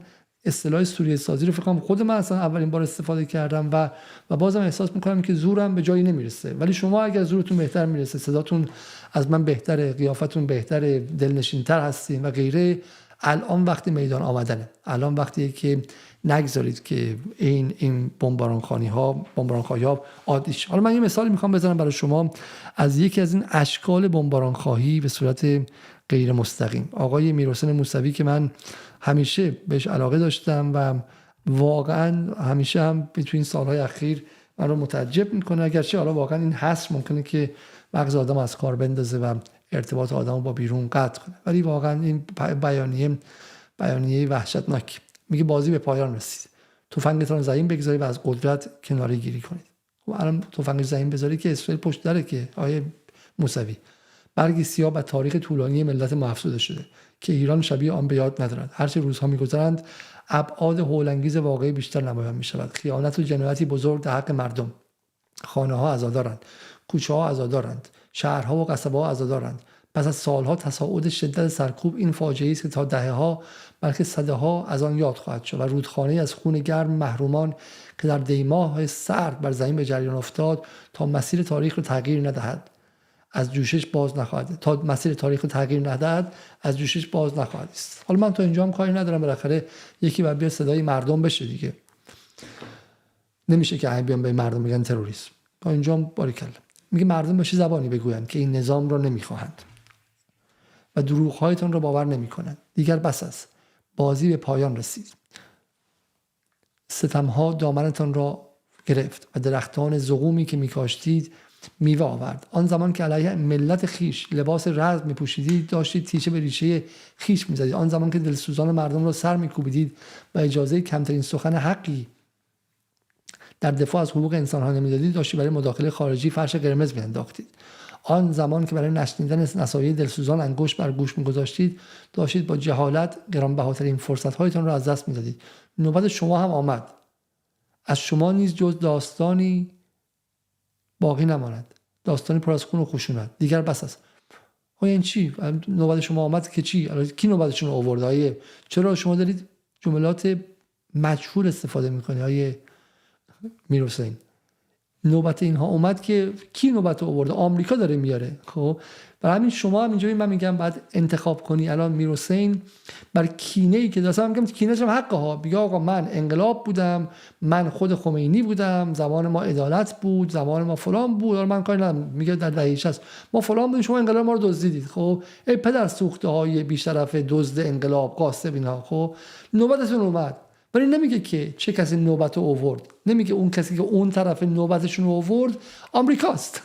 و تو الان تکلیفت با آمریکا چیه آیه میرحسین؟ اصلا اینا همشون پوفیوز، همشون دوز، همشون قاسب، همشون قصاب، همشون جلاد. تو نسبتت با آمریکایی که ناو یو اس ابراهام لینکلن آورده چیه آیه موسوی؟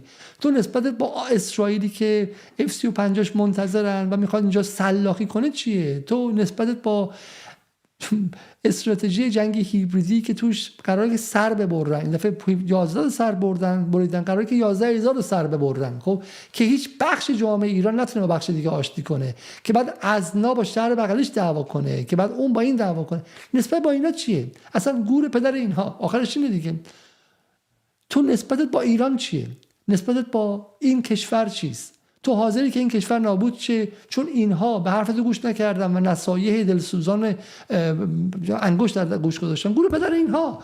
نسبت تو با ایران چیست آقای میرحسین؟ و اینجاست که نیروی ملی از نیروی غیر ملی تشخیص داده میشه و اینجاست که کار سخته. بر نفرت غلبه کردن اولین قدم ملی بودنه.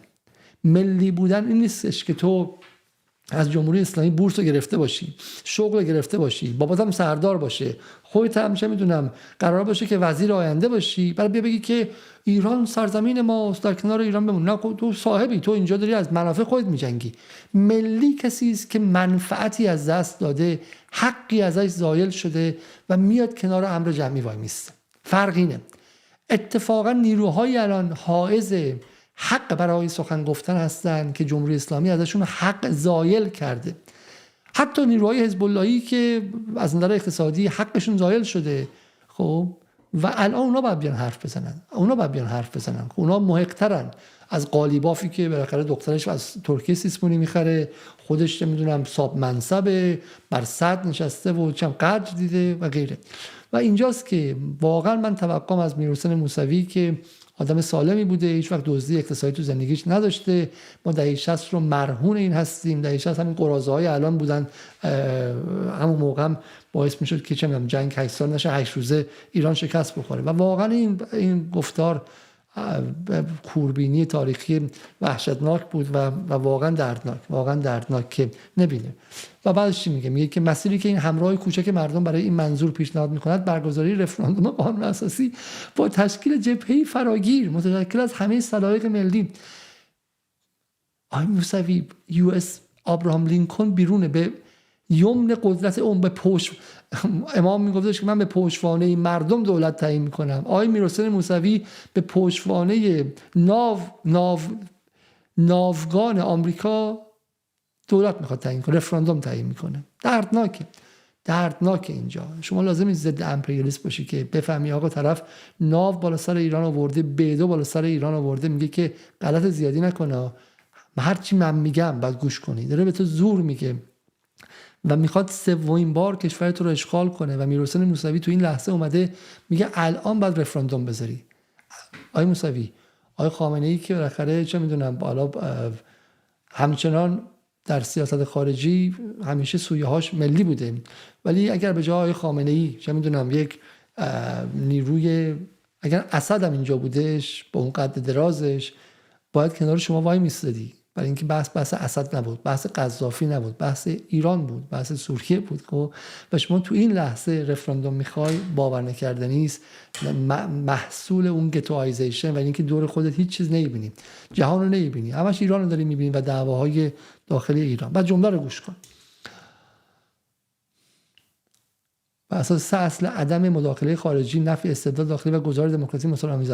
شما همین که الان رفراندوم برگزار کنی خودش مداخله خارجیه. این که الان تو این لحظه که ترامپ بالا سر ایران آورده رفراندوم خودش مداخله خارجی است. چی میگه مداخله خارجی نباشه؟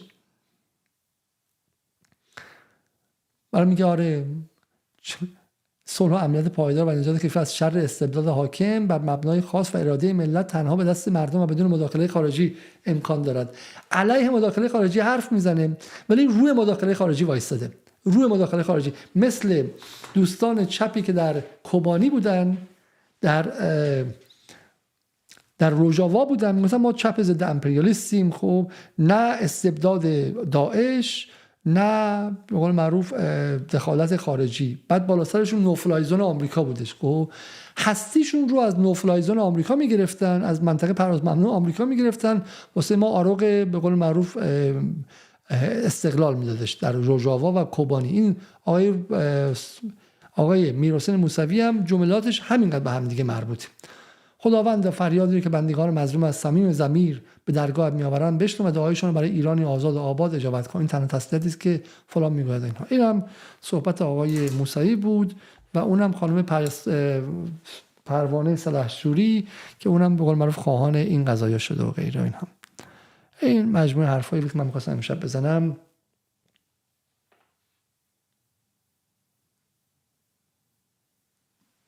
یه چیزی میخوام به شما نشون بدم در مورد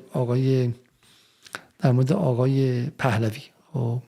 پهلوی به نظر من بسیار بسیار جالبه چون داره مرتب از دولت گذار اینا حرف میزنه. من امشب به این نتیجه رسیدم که چرا اینقدر دولت گذار حرف میزنن ها؟ دولت گذار چی؟ پهلوی چرا هنوز هم از این اتفاقی که افتاد داره این حس رو به اطرافیانش میده که آقا قضیه خیلی خیلی نزدیکه و قبل از اینکه فکر کنید ما توی تهرانیم و داریم دولت گذار میذاریم و غیره. من به این نتیجه رسیدم، میخوام این رو با شما تقسیم کنم. به نظر من ایناش پروژه شکوفایی ایران نقشه عملی برای دولت گذار پس از سقوط رژیم طراحی کردیم، برنامه نظم عمومی، برقراری خدمات اساسی و انهدام ساختارهای سرکوب رو اولویت قرار داده تا آینده با ثبات، شکوفا و دموکراسی برای ایران پایه‌گذاری کند. بشتابید. خب بشتابید. مردم خودتون بپیوندید به ما برای دولت گذار و غیره. خب ماجرای دولت گذار من امروز فهمیدم چیه. شما باید بتونی به جامعه تصویری بدی که باورپذیر باشه. با همین کلمات دولت گذار این بخشی از جامعه رو به خیابون کشوندن، بهش گفتن برو به پاسگاه حمله کن. خب یعنی این کاری که داره این انجام میده، این داره انجام میده باورپذیر کردن سقوط باورپذیر کردن قریب الوقوع بودن سقوط جمهوری اسلامیه. خب این کل ماجرای به قول معروف دولت گذاره. حالا اومده اینجا یک گفتگوی اختصاصی هم امروز آقای پهلوی کرده با کی؟ از بین این همه روزنامه ها با روزنامه حسابکارش اورشلیم پست. خب اصلا دیگه رو در واسینه نداره. لوموند، گاردین، این چیزا نه، مستقیم با خود اورشلیم پست مصاحبه اختصاصی کرده و داره بهشون میگه که برنامه و هدف و مدف و اینها چیست. این هم وضعیت آقای پهلوی.